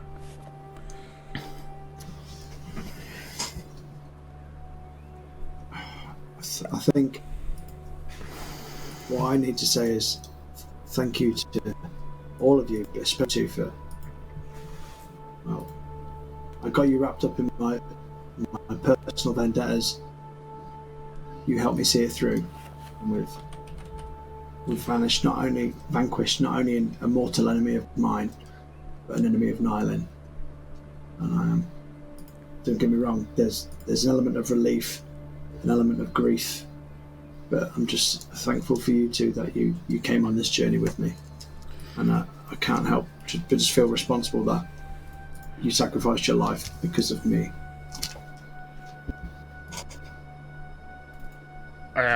Take this the right way, and I would die for you again, for any one of you. I don't want to. I want to be your protector. I want to be Nyland's protector. I don't do that for the Malt Masters, but I do it for you guys, and it feels like it's what I've meant to be here for.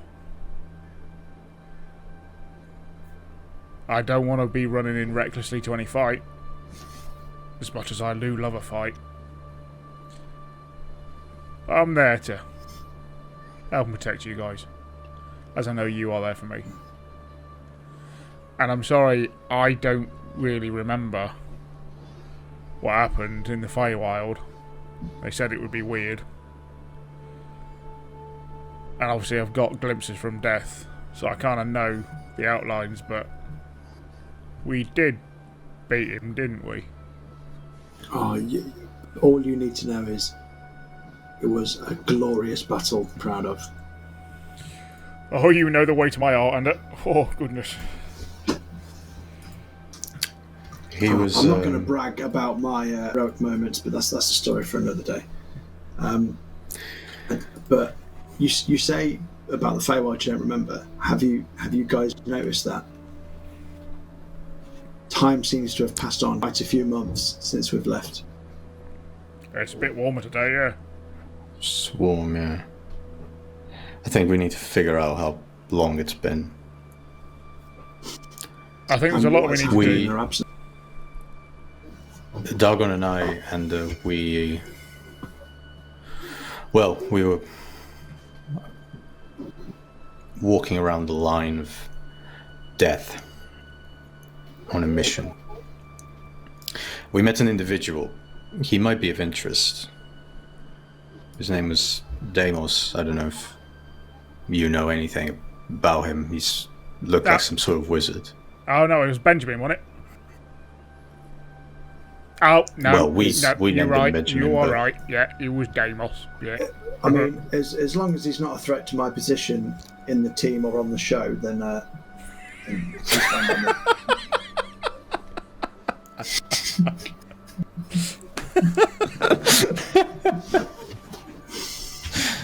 He was quite useful, I'm not going to lie.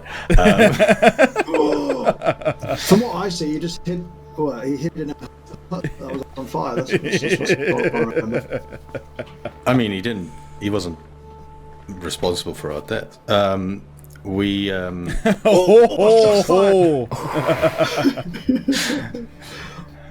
Well, Kirik, you've come back with a bit of a flair. You're as well, bitter as Bothryd's coffee. but I thought you'd like to know that With when, my coffee. I might as well offend everyone. I'm glad that your silver tongue is still working quite well. I'm using unsettling words right now. When we were there, we did see him. We saw Theo Gordon. He was. Please tell me he's really dead. Oh yeah. He was not as impressive as he was in life.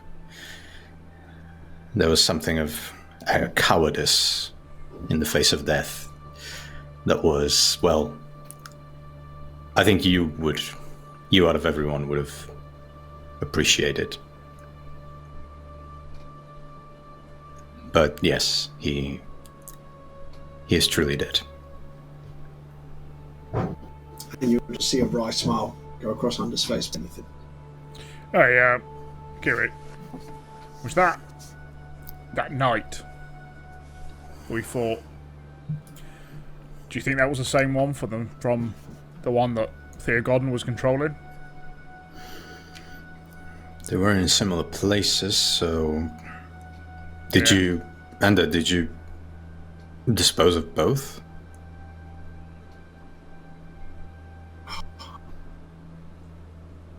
Actually, all a bit of a hazy blur, but I remember the sweet satisfaction of killing them both. Yes.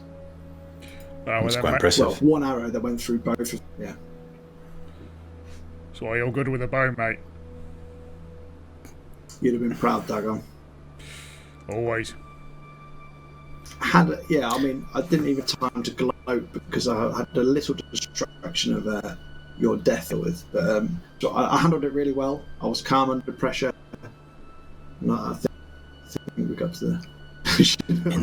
I was going to say it with me. I Natural 20. That's a natural 14 for a 23. You still beat me on 20 straight. I couldn't even hide the lie there.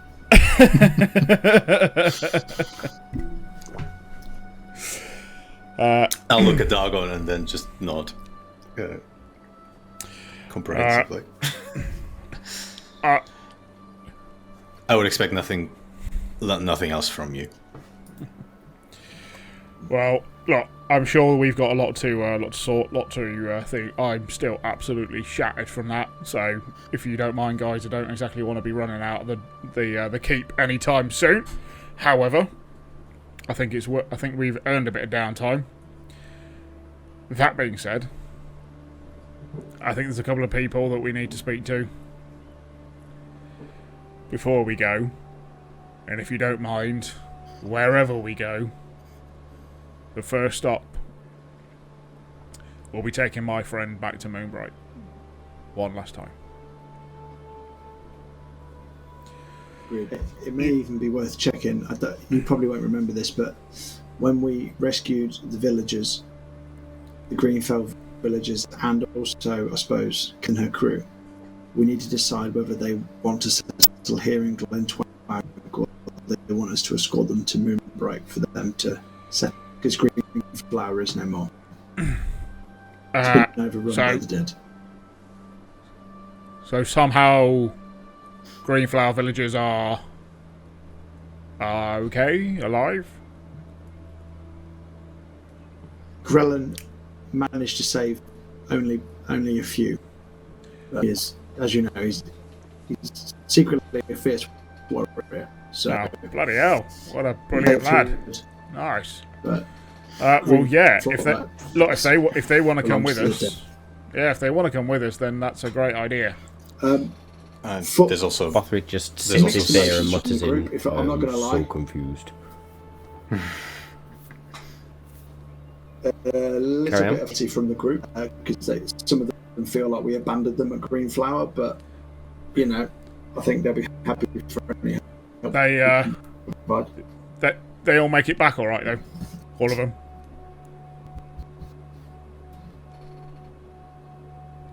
Dear, I haven't necessarily checked up on them. Got back, I was pretty preoccupied with your souls that I had to rescue, but I'm assuming they're okay. They all came through. But if they were great fighter, a great protector. We kind of got some of that. I think we got most of it. Yeah. Well, I suppose the... Rollins,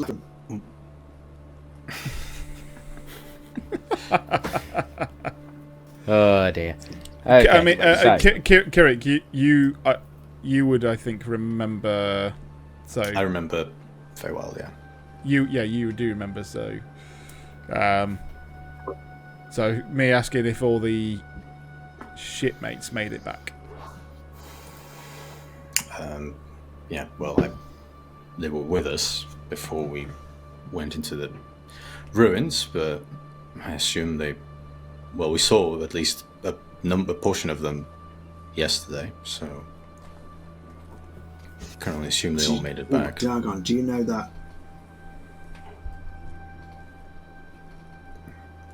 the ones that survived came back with us? So what? What I remember, Some of them didn't. it looks into his notes. That I. Movered is dead. Ah, bollocks. And Hedam is only 2/3 of a torso. What? What did it? Was it the? Was it the crash? To be honest, I didn't want to pry. Captain's quite hostile, and I didn't want to assault into a wound. And you won't remember her knee meeting your face as a welcome. But yeah. Oh, so we did go into the died at the hands Feywild. of Reiko, it seems. Yeah, well, Dagon, as a catch-up, we did go into the Feywild. Ander lost all of his items, drawing cards from a deck. What? Yeah, I'll just run him through the whole event. So I think while you're chatting, you all Yeah. run through the events that have been forgotten and catch everyone up. Yeah. To the point where everybody is Cool. now clued in, even Bothryd, and Bothryd is a Long bit story like, short, I need to go shopping. Okay. who's got the cards?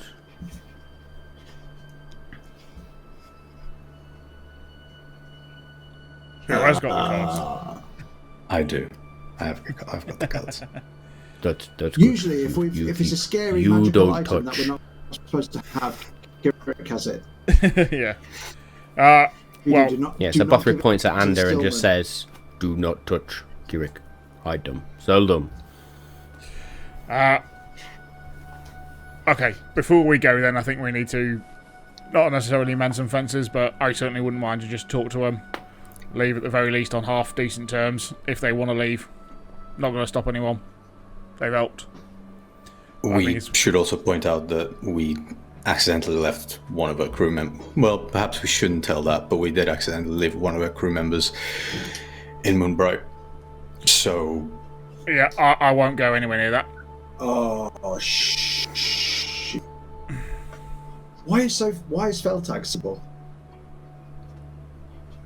but if we go to Moonbright, I now have an ability. I was granted an ability recently.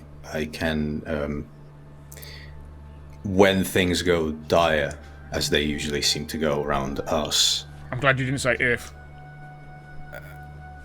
we have a point of safety. I can teleport us all here. Well, not exactly here, but to the temple in here. That is brilliant. Doesn't matter the distance that we are. Doesn't matter if we're on different planes. Can we do that, like, literally any time? Once a day. How much does it cost us anything? Because I'll front it. No, it doesn't cost us anything. Just Right. 6 of us. 6 of us can make our way to the temple. Amazing. I think if we all work together strategically, I think we can really do some good work in the future. Kirik, I do remember our work in death. It worked well. Which actually leads me to, I think, the 2 things we should figure out before we leave here today to do our various businesses. Which I suppose is... Well, where to next?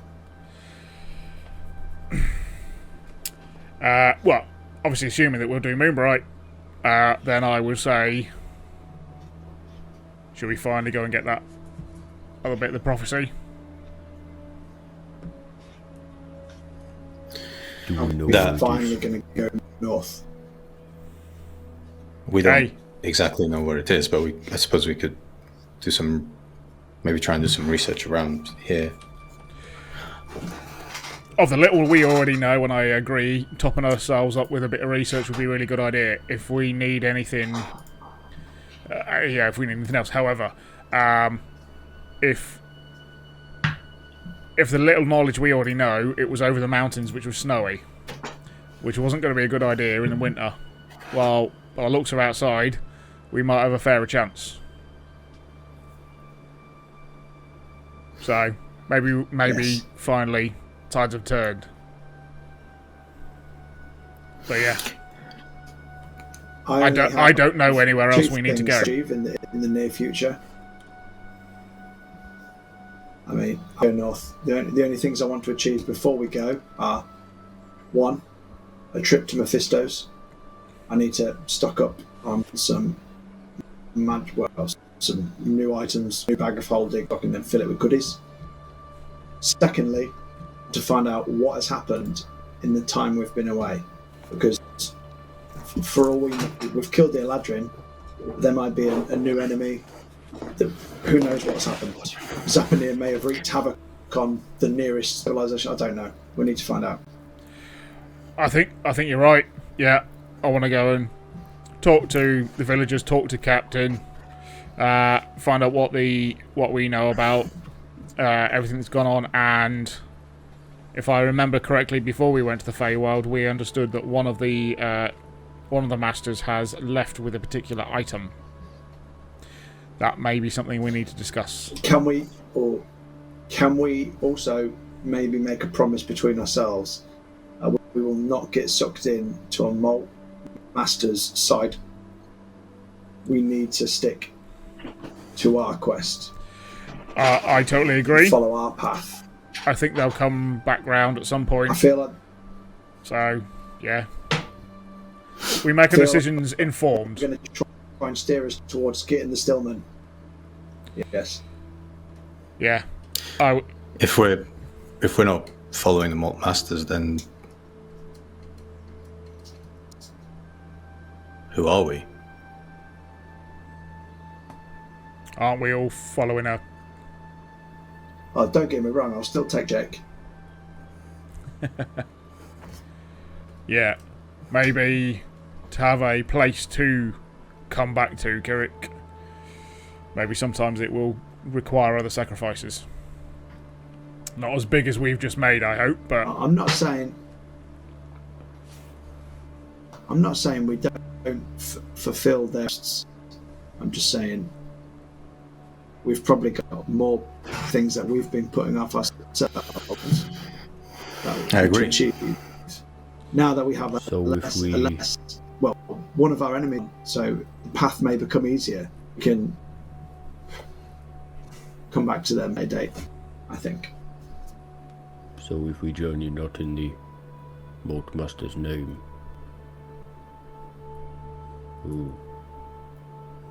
whose name we go for?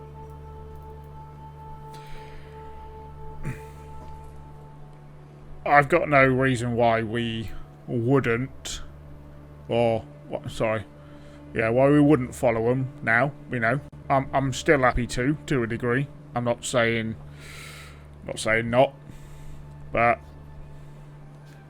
yeah, I think maybe you are right, Kirik. We keep an eye out. If it does feel like they're pulling us away,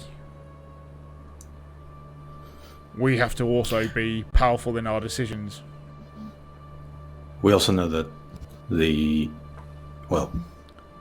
their name carries a weight. True. We saw what happened in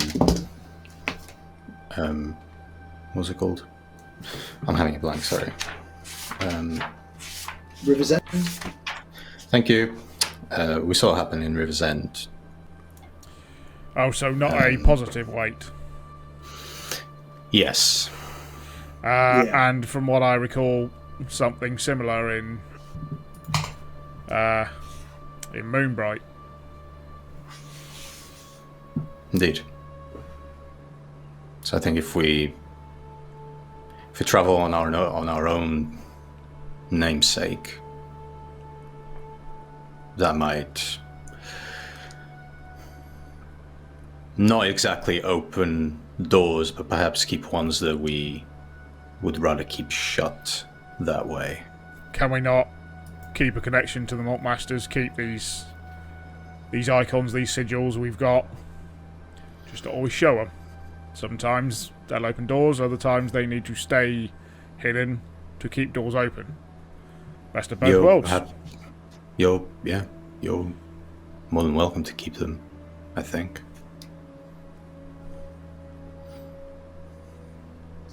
I've lost mine. I changed mine. Alright. Okay then.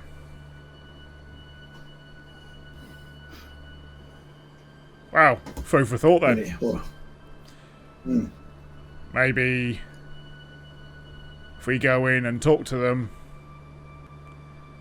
it'll be on different grounds. Not of us leaving, just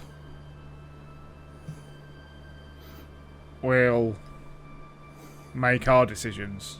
They can make theirs. Forge our own path. Yeah.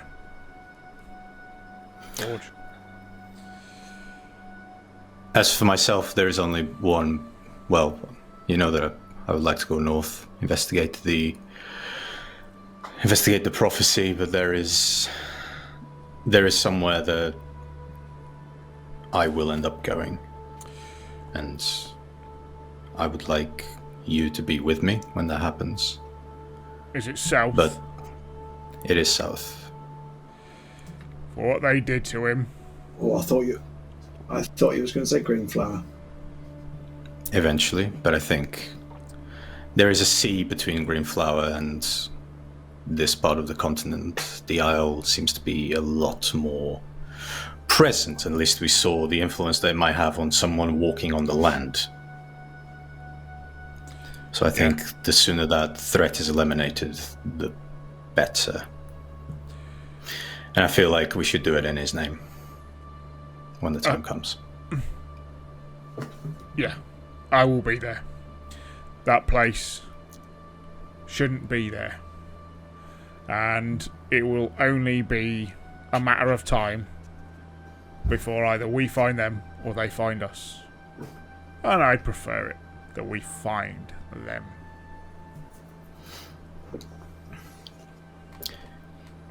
If we fight on their home, there is less that we risk. Yeah. Because he's workshopping Team Head, and that with King Ander and the. Trying to think of cool things to do.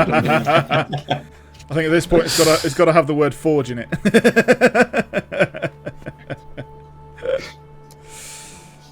We could be the light bringers. You've got Tamil's Wrath. Kirik can cast Dawn. Yeah. make photosynthesis. Ooh, it's getting there. I'm the It's going there. King Ander and the Lightbringers. The worst 80s band you've ever heard. I want that on an album now. Yeah. Yeah. So when we decide to do a charity album, the four of us, that's the band name, King Ander and the Lightbringers. It does give the game away a little bit if we're trying to hide the fact we're aware of. Yeah, it doesn't really help. Why does do you it? call yourself King? What a funny story. Yeah. Why does everyone keep fighting us when we go there? So as you're all discussing this, there is a gentle at the door. I hit the mic on purpose this week, folks. It's made on purpose. Hey, there you go. We were missing that.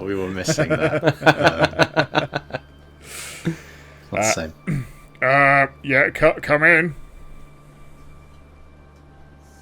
And the door sort of opens and Nathan pops his head around. Oh, we all, Ah, Nathan, come on in. Sorry I Thank you. breezed past you earlier. Feeling a little worse for wear, I'm sure you understand. Yes, I was actually hoping to speak to Kirik. Yeah, by all means. Of course. Shall we leave you to it? Oh, no, when In the room. Yep. eating breakfast, let me not disturb you. I'll, Kirik, if you don't mind, and we step outside.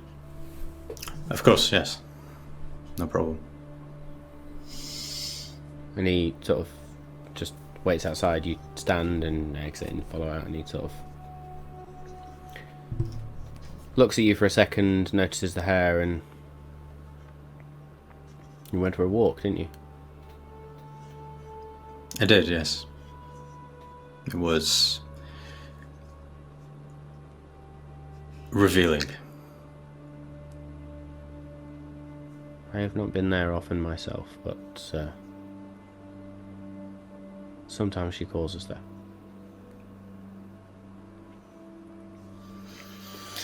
Yes, I think I might be doing that more frequently. I kind of figured as much, and I wanted to pass on a warning. Of The course. place is, well, it's not here. It has a way of changing you. It already has changed you. Just make sure you maintain yourself. It's easy to become corrupted in the river.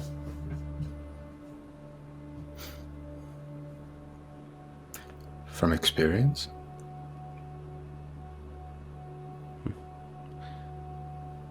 Yes, but not my own. Or Who was should we it? say, not me that was corrupted.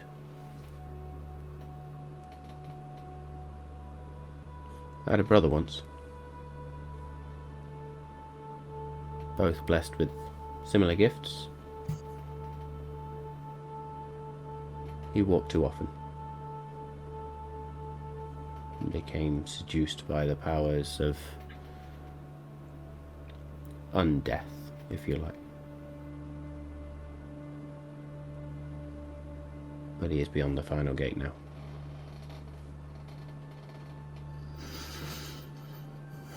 Well, I don't think...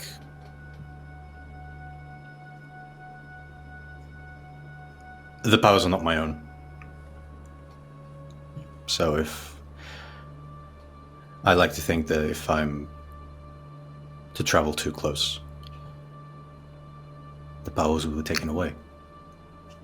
And I will be dealt with. That is fair. You and I are inherently different, albeit alike at the same time.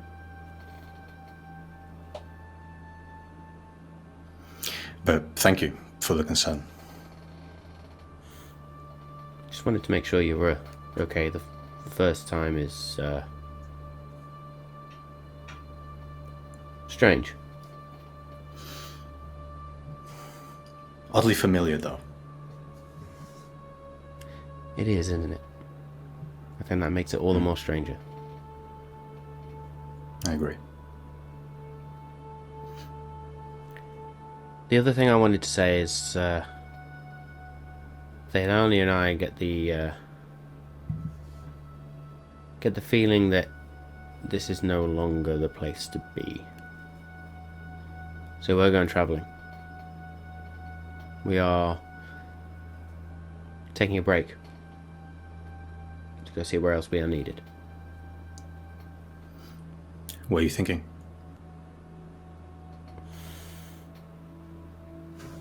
Don't know yet. I think I'll let her decide. It's usually the best way after all. And let's be fair, True. whatever I decide will ultimately be Thaylani's decision anyway, so... Might go visit the orcs. I don't know. Well, if you happen to pass by Deluan, I know it's, well, we are unwelcome there, but eventually I'd like to rebuild the temple, so if you have any information as you pass by, greatly appreciate it. Maybe I'll stop in. It's a long time she was honoured more. She's the one that pushes everyone on, after all. Everyone will meet her at some point. Might as well be in good Absolutely. graces. Indeed. We'll be there when you need us, though. I appreciate it. And he holds out his hand. I reach out.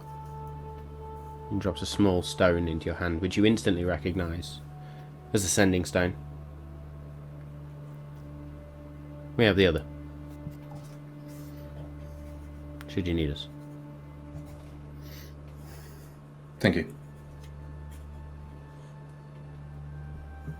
Right, well, things to pack, things to do. Look after yourselves. You too. And stay safe. We'll do our best. And he turns and he wanders off down towards one of the other houses. Cool. Yeah, I'll watch him go and then make my way back inside. Cool. Alright then. What are we doing next? So, obviously we've got a lot of people to talk to, but We do. are you all in favour of doing that now? Or do we stay away for a bit, recoup, recover, mull over the thought that what we want to do? I could use a bit of retail therapy. Shall we perhaps get Ander his stuff back, seeing as he, drew it away? Yeah, I'd like a few changes so that I can do a bit of training before we leave. Okay. Shall we go shopping? I want to, well, if eventually we go out to meet the Malt Masters, I think it's only fair that we have some information for them, so I was thinking of scrying. See if I can find anything about the Stillman? Right? Mm-hmm. Stillman's gone, yeah.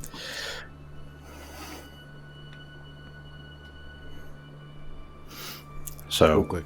yeah. And there isn't anything that I need. Well, if Mephisto's got any diamonds, you know that I'm always on the lookout, particularly big ones, since we used that one yesterday. Yeah, we'll ask. Thank you.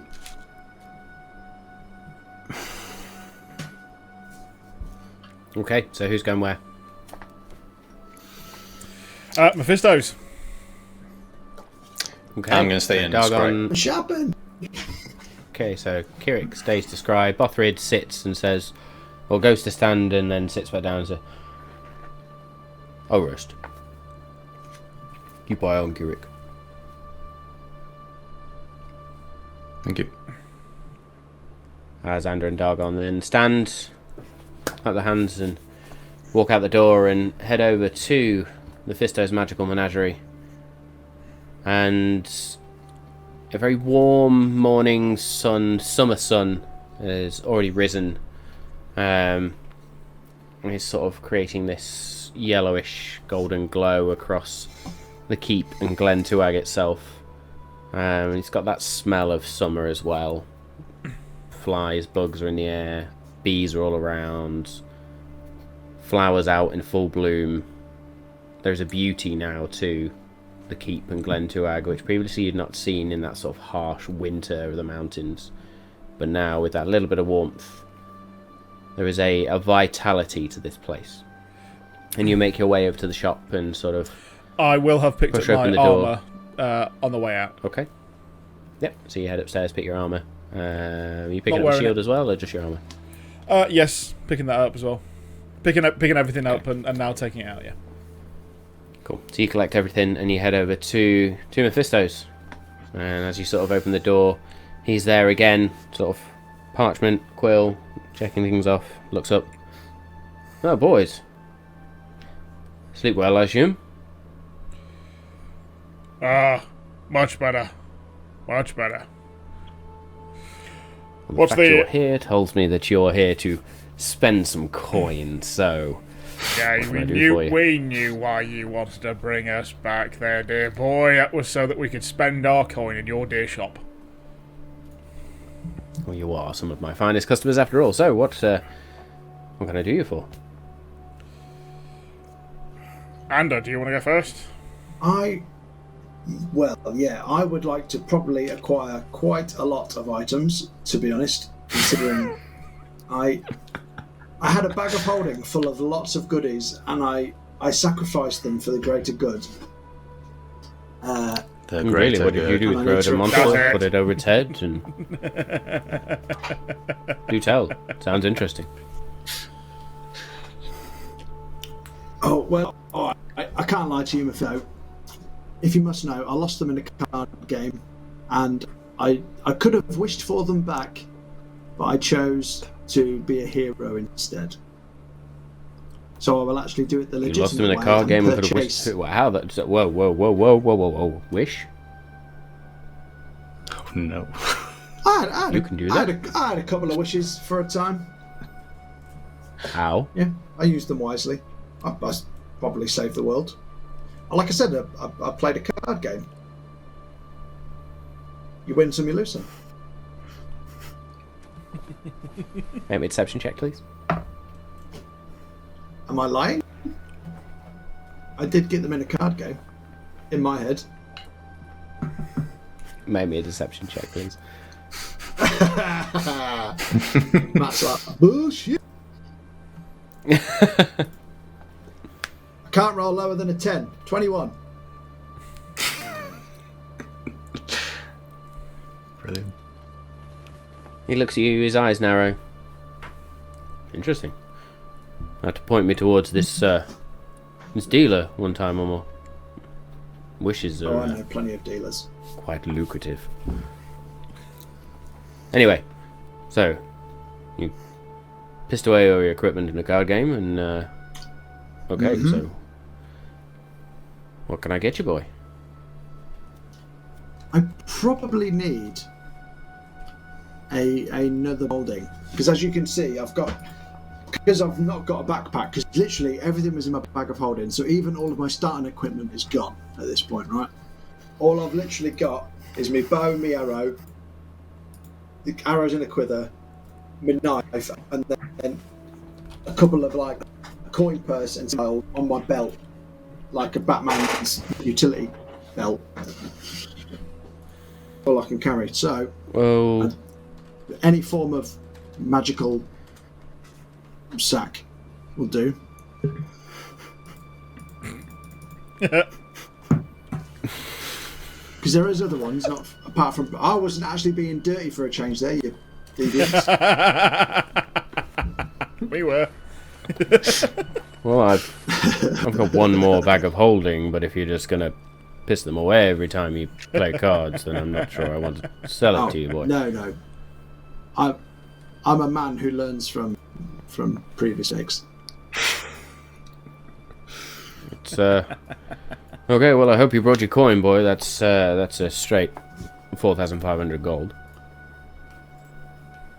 Ooh, right. Let's talk about other items, and then we'll do a package deal at the end. Yeah, that's always the. Oh, we will, will we? Yep. Where's that persuasion? What's some of the coolest items you've got in your shop? I understand while we've been away in the fact that a considerable amount of time may have passed, so I'm assuming you've acquired fancy things. Well, I'm always acquiring various things. Damage dealing, stuff that will make me immense in battle, damage dealing type magical things. I mean, that necklace you gave me last time was more than useful. It got us out of quite a lot of scrapes. So, basically, what's at the top of your catalogue? Well, I hope you at least controlled those fires. Nobody needs a wildfire, after all. I came across a wand the other day. I don't suppose you have any use for wands, do you? What is it? Well, as far as I've been able to tell, and well, it's me, so okay, I know what it does. It's it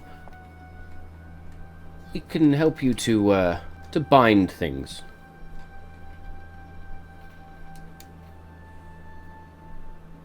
To bind things. Yeah, you can, if you wanted to restrain something or someone, and it's quite an interesting piece. I was tempted to keep it, I'll be totally honest, but seeing as you are in dire straits and have cash to burn. Mm-hmm.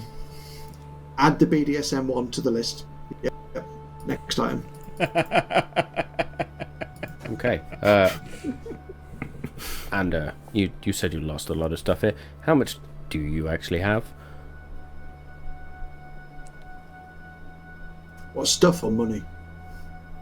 Well, money. I don't care about your stuff. You're spending money. If I'm going to give you these items, I need to know you're good for it. Oh, if I tell you how much money I have, then you're just going to make the price that amount, aren't you? I'm insulted. Have I not always been an honest businessman with you?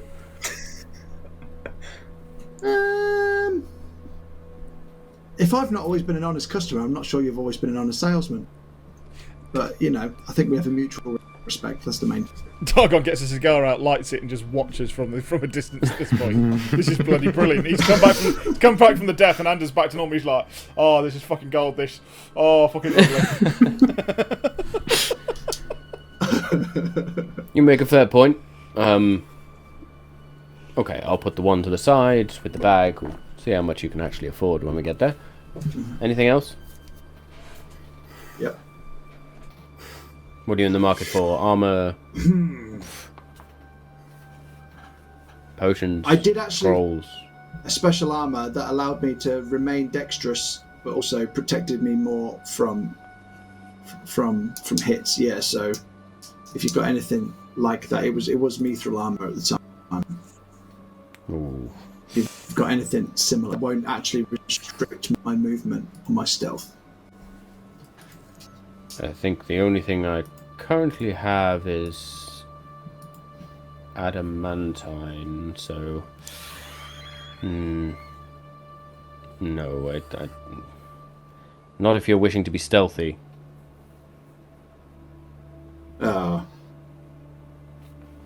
Okay.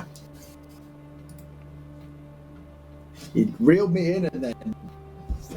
Right.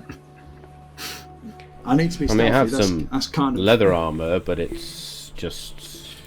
Hey, It's got some extra effects. It's not... Ander, is this armour too big for you? Showing It's yours, Dargon, probably. Yeah, the mithril plate.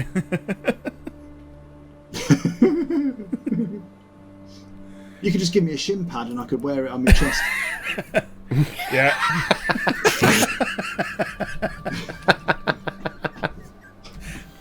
Yeah. That's a good point there, Andy. You crack on. You crack on. Fucking image of that. It's just amazing. Just like a bit of twine, a bit of rope round there. Just like, ready. Mephisto sort of looks at the both, looks at Dargon and says, "Mithril plate. Are you selling? Because that's still not going to help him with being quiet." Okay, yeah, no. Yes, I am selling. No, it's not going to be useful for him. And yes, we'll talk after he's sorted his stuff out. All right. Now, you were saying the studded armor, actually... the studded leather armor you've got has some properties, did you? Oh, well, yes, I've got some... It's quite common, actually. Well, is it common? No, it's rare. But I come across it by and by. It's leather armor imbued with a specific type of resistance, and, well, this one... It's a bit darker than usual. Okay. Pulls out this, like, jet black leather armor. And as he places it down, it seems to almost slightly shimmer with a greenish glow. Ooh. What's that going to protect him against? Well... deathly effects, I suppose. Necrotic, those sorts of things. Oh, blimey. Oh, yeah, sounds good. Like that. Yeah. Do I want anything else? I did lose a pin of constitution. That took you a while to sort out. How does that work? Do you have any special... Actually, how much is all of that? Because I might have rinsed all my cash here. Let's not get ahead of myself. Well, it's pretty expensive so... stuff I've picked there, isn't it? The wand... and the armor, which I've just lost. Maths. Please help, caller. I can have a discount for that then, if you've lost it. No, I found it. I just need to set something up the right way to be able to do this all for you. So, wand, armor, and what else did you say? The bag. And the bag of holding. Yeah. Or, yeah. You not ask for a wand, not a wand, necklace or wand of fireballs? Or staff of fireballs? Or a handkerchief of fireballs? Have you got any necklace of... Have you got anything of awesome? A necklace of anything, really? No, you took Yeah, but I might have spent all my cash here. You took the last one. I have a helmet, which is interesting, but whether it's worth it for you, I don't know. It's, well, I don't know. I have rings, I have various items. It's, I've got gems, it's... Oh, hang on that. I have swords, I have robes. There's lots of items. It just really depends what you're in the market for, I suppose. Oh, you've given me too many choices there to delve into. Tell me the price first, because then it'll save me having to ask loads of questions and get myself excited for something I can't buy. Episode 52. Ander goes on a gambling habit to try and get some more good money back. Uh-huh.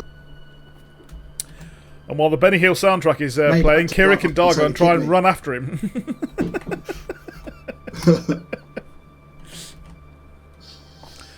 Oh, bloody hell, he's gone to this one now. Oh, God, no, hang on, he's out the back door. Oh, God, Lord. How long has Moonbright had a casino? Ander has spent too much time there.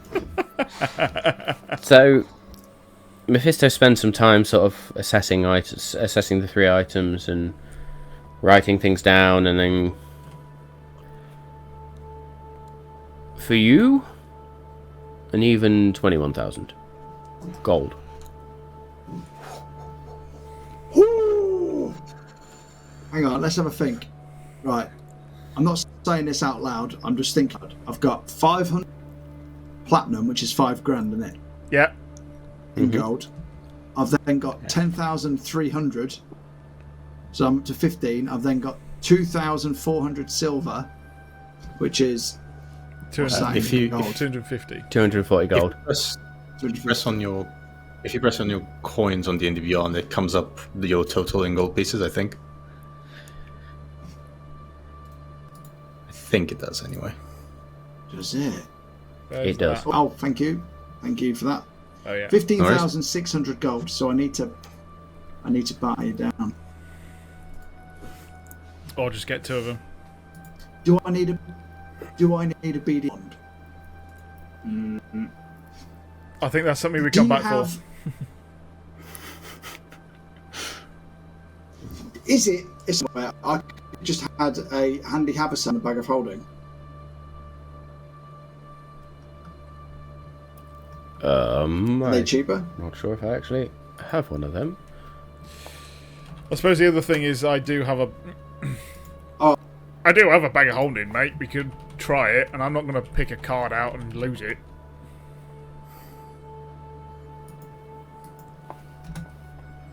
Well, I could just buy just a rucksack, I suppose. I don't have that many items. I just don't want them all around my belt, especially when I'm carrying a potion of poison. I don't want that to I mean, I can crop. give you a basic pack. That's nice and simple. But if you want something that's magical, then it's this bag or nothing, I'm afraid.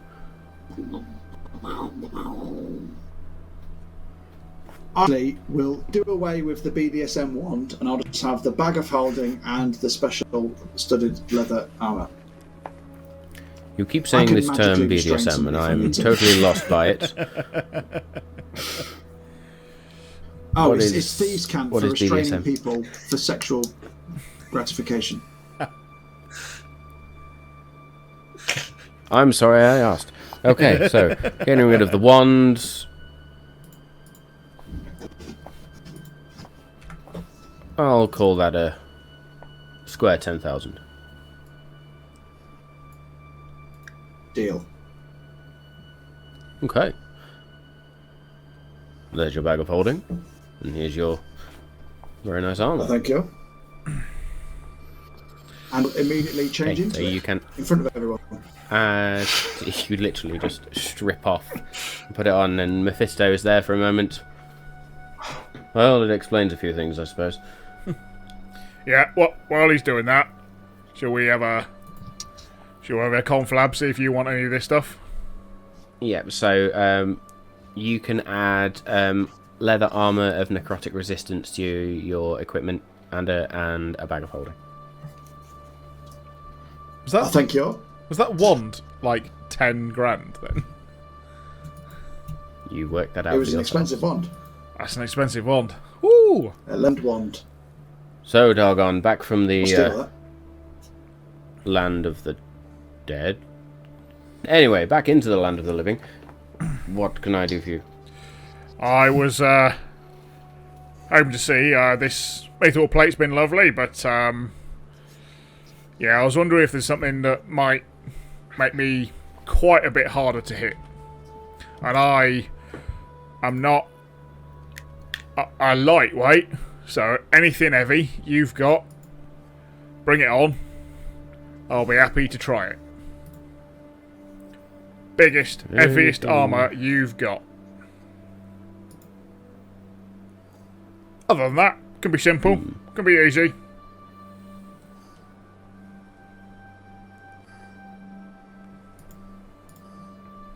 Well, I don't think the half plate's gonna. I'm assuming you want as much protection as possible. Yeah, why not? I know it makes me a bit noisier, but fuck it.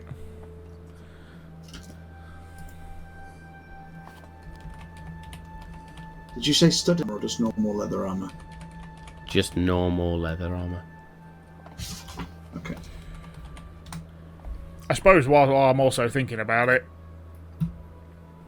if I am going to put this this armor on, it's going to make me a little bit harder for me to get out of dodge in serious situations. So, if you do have any magical items that might be able to allow me to, on a few occasions, get my arse out of a fireball that errantly gets flung by Ander, I wouldn't mind something that gets me out of it. Any rings or I necklaces? struggle with that one. But my armor class is low now. I do have. I mean, on the armor front, there is some quite special plate armor I've been holding on to. If it's something you need, made by the dwarves. It's not for dwarf size, is it? It will fit me, yeah. Oh well, as far as I understand, it tends to grow or shrink to meet. Oh, thank God!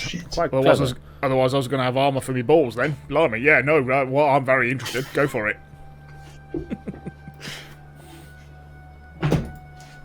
So we'll. Yes, let me just go get it.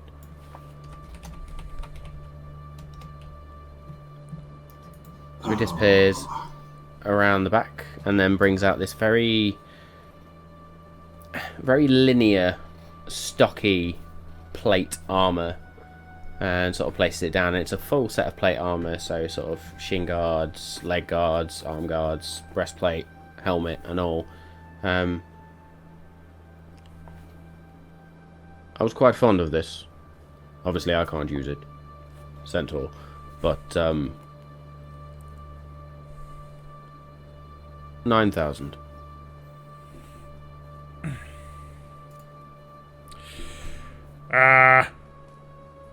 How much will this metal plate get me?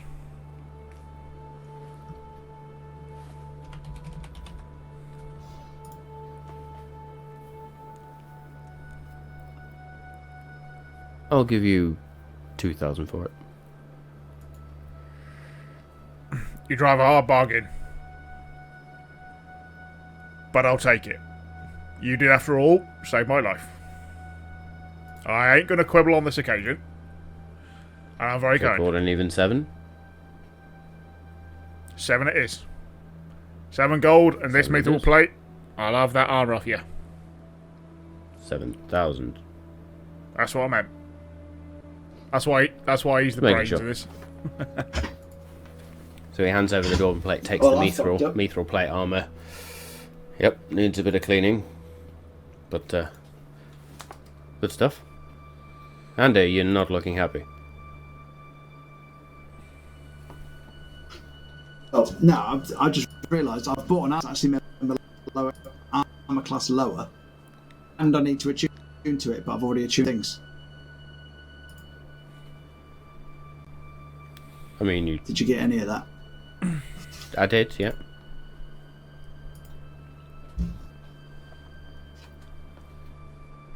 I mean, if you just want some...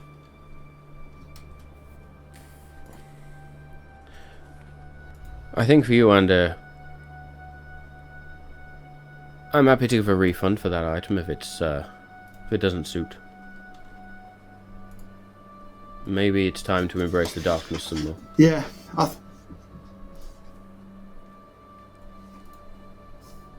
think I will exchange it, and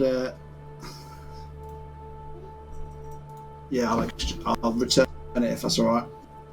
It's actually useful as Not I a thought it was going problem. to be. He gives you 6,000 gold back.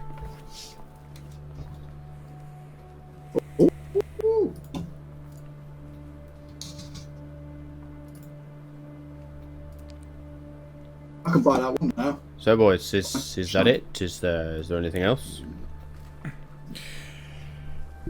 Well, yeah, I was just going to say I would ask for someone else, but I think that I'm going to be. You've cleaned me out of everything, so on that front, I'm good. Oh, I don't know whether it'll be under your purview or not, or whether you know anyone who might be able to do this. But this shield here, it has some Yes. very cool things that I can do with it. But I wonder if I could find someone who might be able to move those things onto another item. For instance, the sword, or anything else that I carry around on a regular basis. Any thoughts? Well, that sword is rather special. What do you carry there? It is indeed. Oh, by the way, what am I adding to my armour? Sorry. That's my- Dwarven plate. Dwarven plate. Cool. So if you just if you Twipe. just type Dwarven plate. Yeah, nice. So he sort of takes the shield off you and sort of examines it for a minute. You can see his hands actually glow.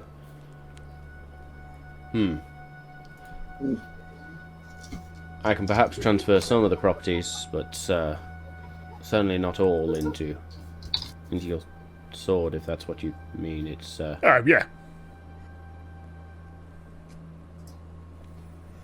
I can perhaps give you a... Well, I can take the rune here and I can imbue it into this sword. Maybe. May take me some time. Yeah. But you're going to lose most of the abilities of the shield. If you wish to keep them, then perhaps somewhere else would be better. I'll think on it. I'll keep it to one side. As is your will. What Am I I will. expecting Kirik or Bothryd anytime soon? They've got what they believe to be okay. Oh, well, but if you do, and I know we may have cleaned you out, but you haven't got any more diamonds for our dear Kirik, who is able to bring us back from the brink.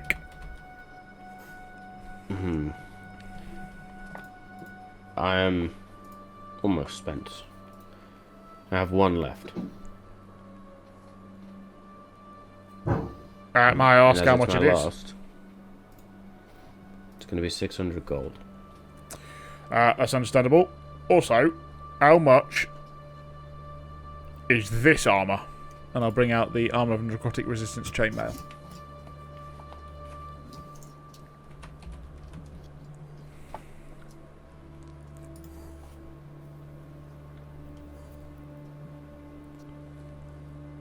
May I? Of course. Takes a look and sort of examines it a bit.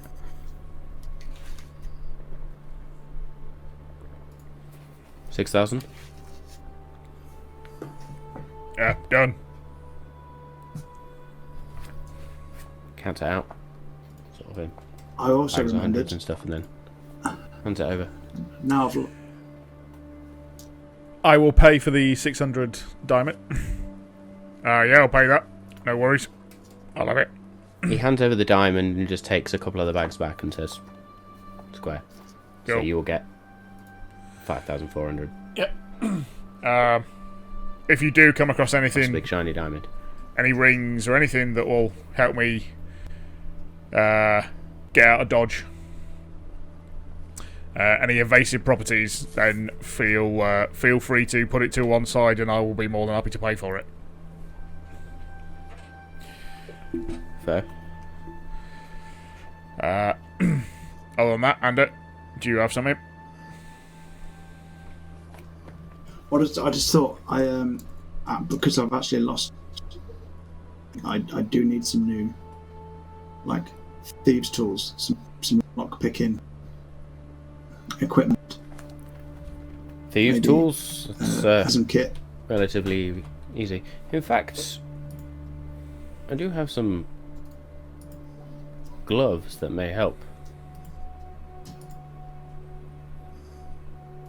with that. Are you interested?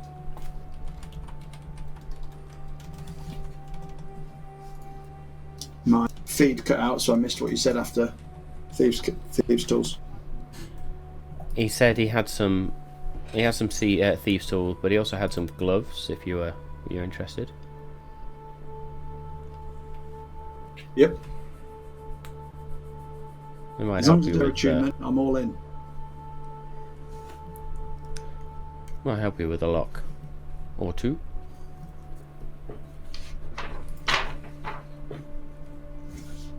So he takes out the gloves and then takes out an array of different lockpicks and packs, and he said, keep a couple of them, let's say 5 sets of thieves' tools, and the gloves, call that an even 6,000. Okay. Also, north, I have some warmer clothes. And I used to have some nice black furs that were in holding, and now they are gone. Having the mount, although we are in the summer now, I'm not quite sure what will happen in the peaks. Look, you've clearly been through a lot. You've spent good money already. Furs are furs.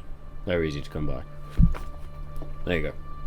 You just disappears from the back for a few minutes, comes back with these still dark furs, then look more bear-like than wolf, which I think was the previous one that you had.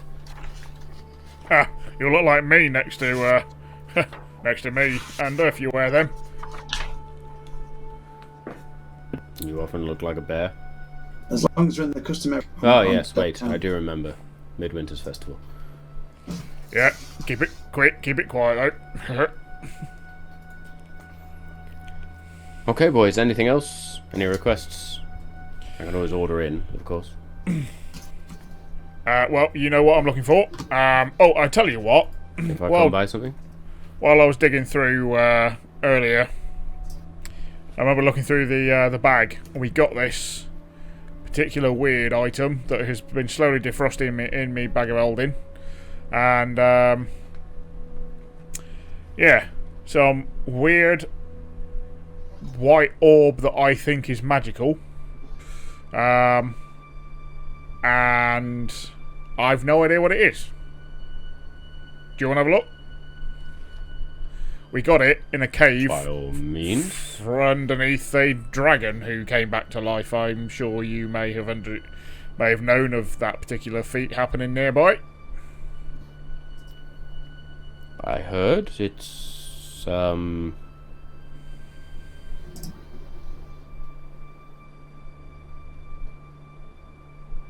have no idea.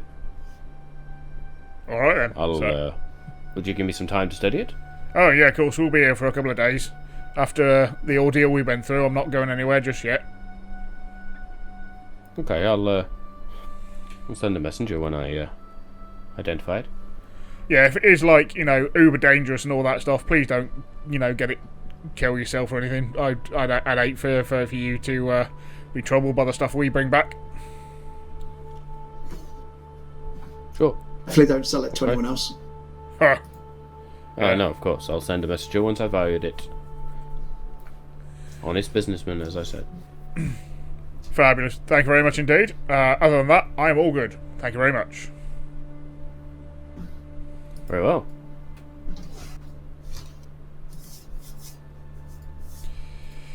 All Are you good, Ander? Anything else? Alright. Righto. So it's a cool 6,000 gloves, 5 thieves' tools, and furs. Say that again, sorry, mate. This is fucking stream. So you've got the It was a cool gloves of 6,000 thievery. for the furs. 5 thieves and gloves. Yes. Cool.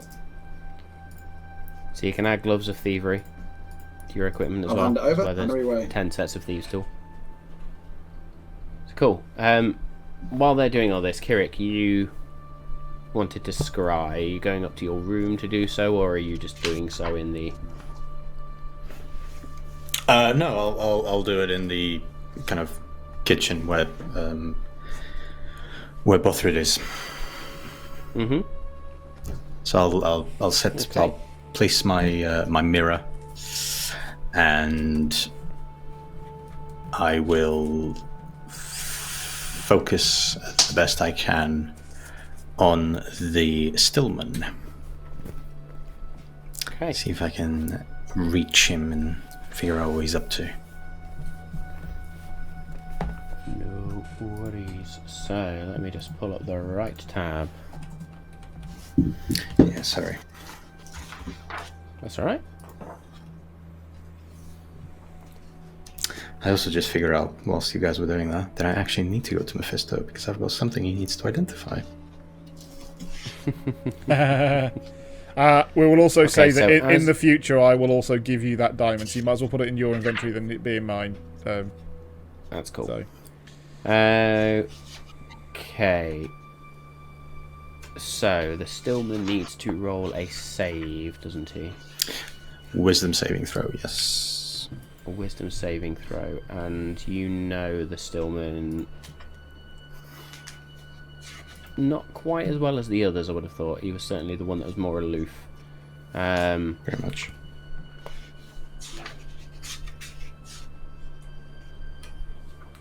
Yeah, I'm probably going to call this an even scry, to be honest. Sure. So it's a 17 wisdom. 17 wisdom. Where are you? There you are.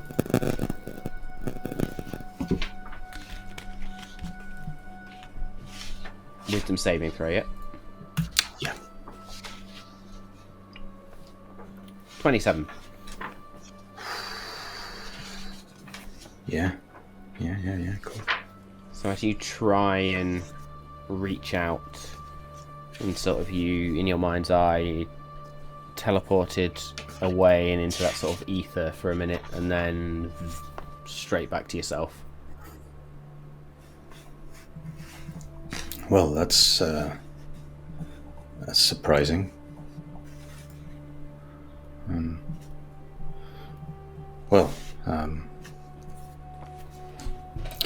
Wasn't counting on that, and I will. Did it not work? No, I don't know. I don't know why it hasn't worked. Perhaps he's a little bit more aware. It's something I've done before, so he might be having some form of defenses up, just in case. I can try again another day, I suppose. Always seemed like a bit of a dick. Yeah, I guess so. I guess he was a little bit.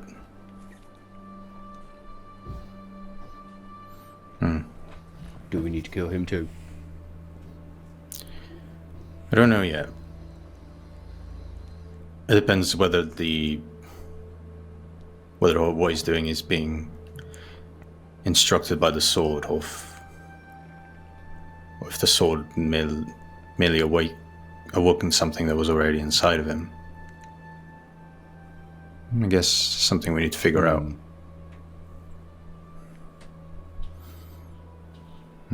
I'll be ready to kill him anyway. I know you will.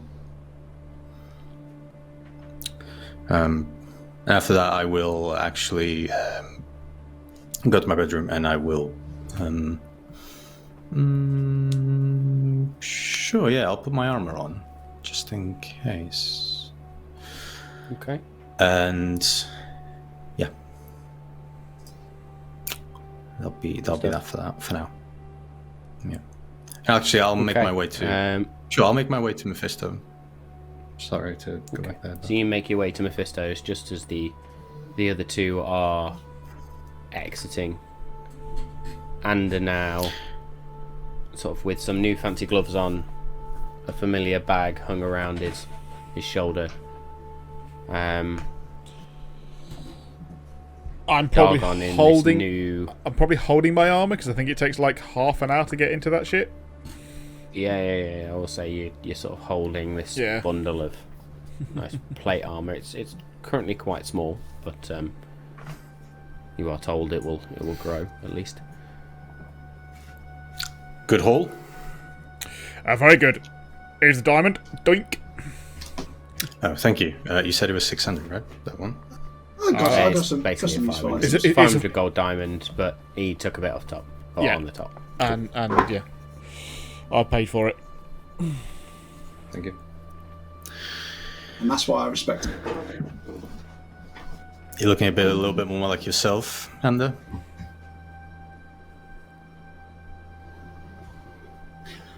I mean, Well, in I've attire. spent some coin. I got...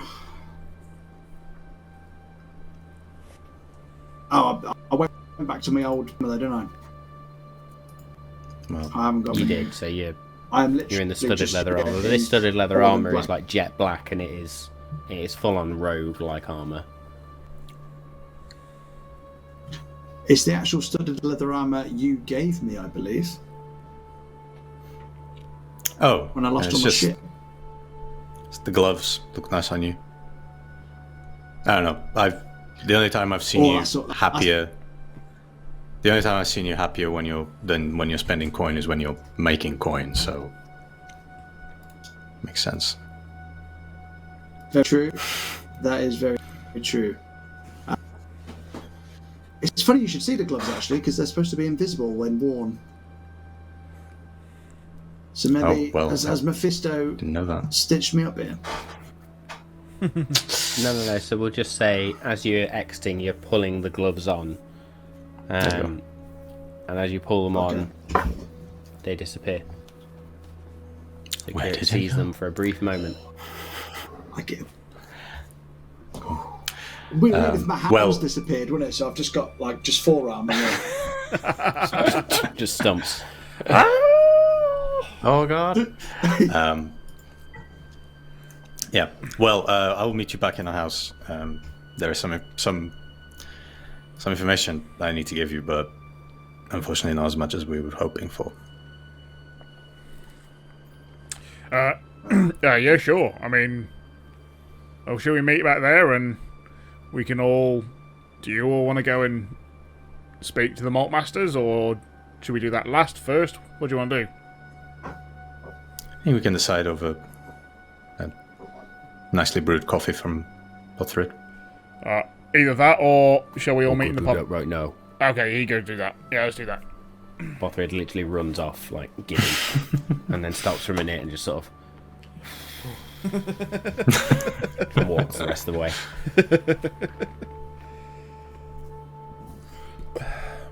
Cool. Cool. Yeah, I'll As make my way Kirik, to you Mephisto. then turn to Mephisto's magical menagerie and open the door, and I will say we will leave that for next week, as it is 11:15. Oh dear. And we will leave it there for tonight. So, thank you all for bearing with us. I know we've had various technical glitches tonight, but hopefully all will be well next week. I know that was probably a little bit of a slower episode compared to the last couple of weeks as well, but we needed to get through some shit. Let's be fair.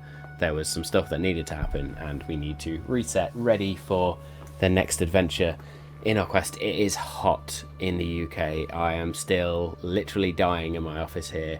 Don't think it's helped by these things, let's be fair. They're all fake. I'm lying anyway. But no, thank you for sticking with us. Thank you for continuing to follow us along this journey with Malt Magic, the Forgotten Kingdom of Nylin.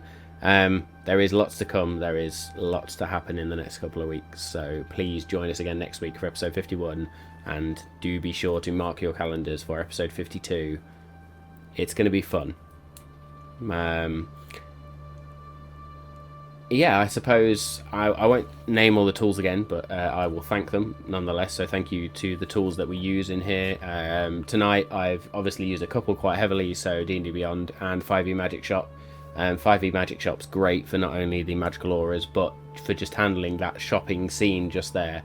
getting the inventory, looking at the prices, being able to do the totals and those sorts of things, looking up our items on the fly, really, really useful. So if you want to go and make that bit easier in your game, go check out 5e Magic Shop on Patreon.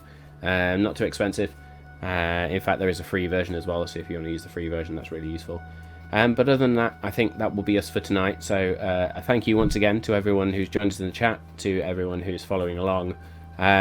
We have been the Malt Magic crew. This has been episode 50, I think. Yeah, it's 50. My brain's gone. Episode 50 of Malt Magic, the Forgotten Kingdom of Nylin. Wishing you all a very happy week.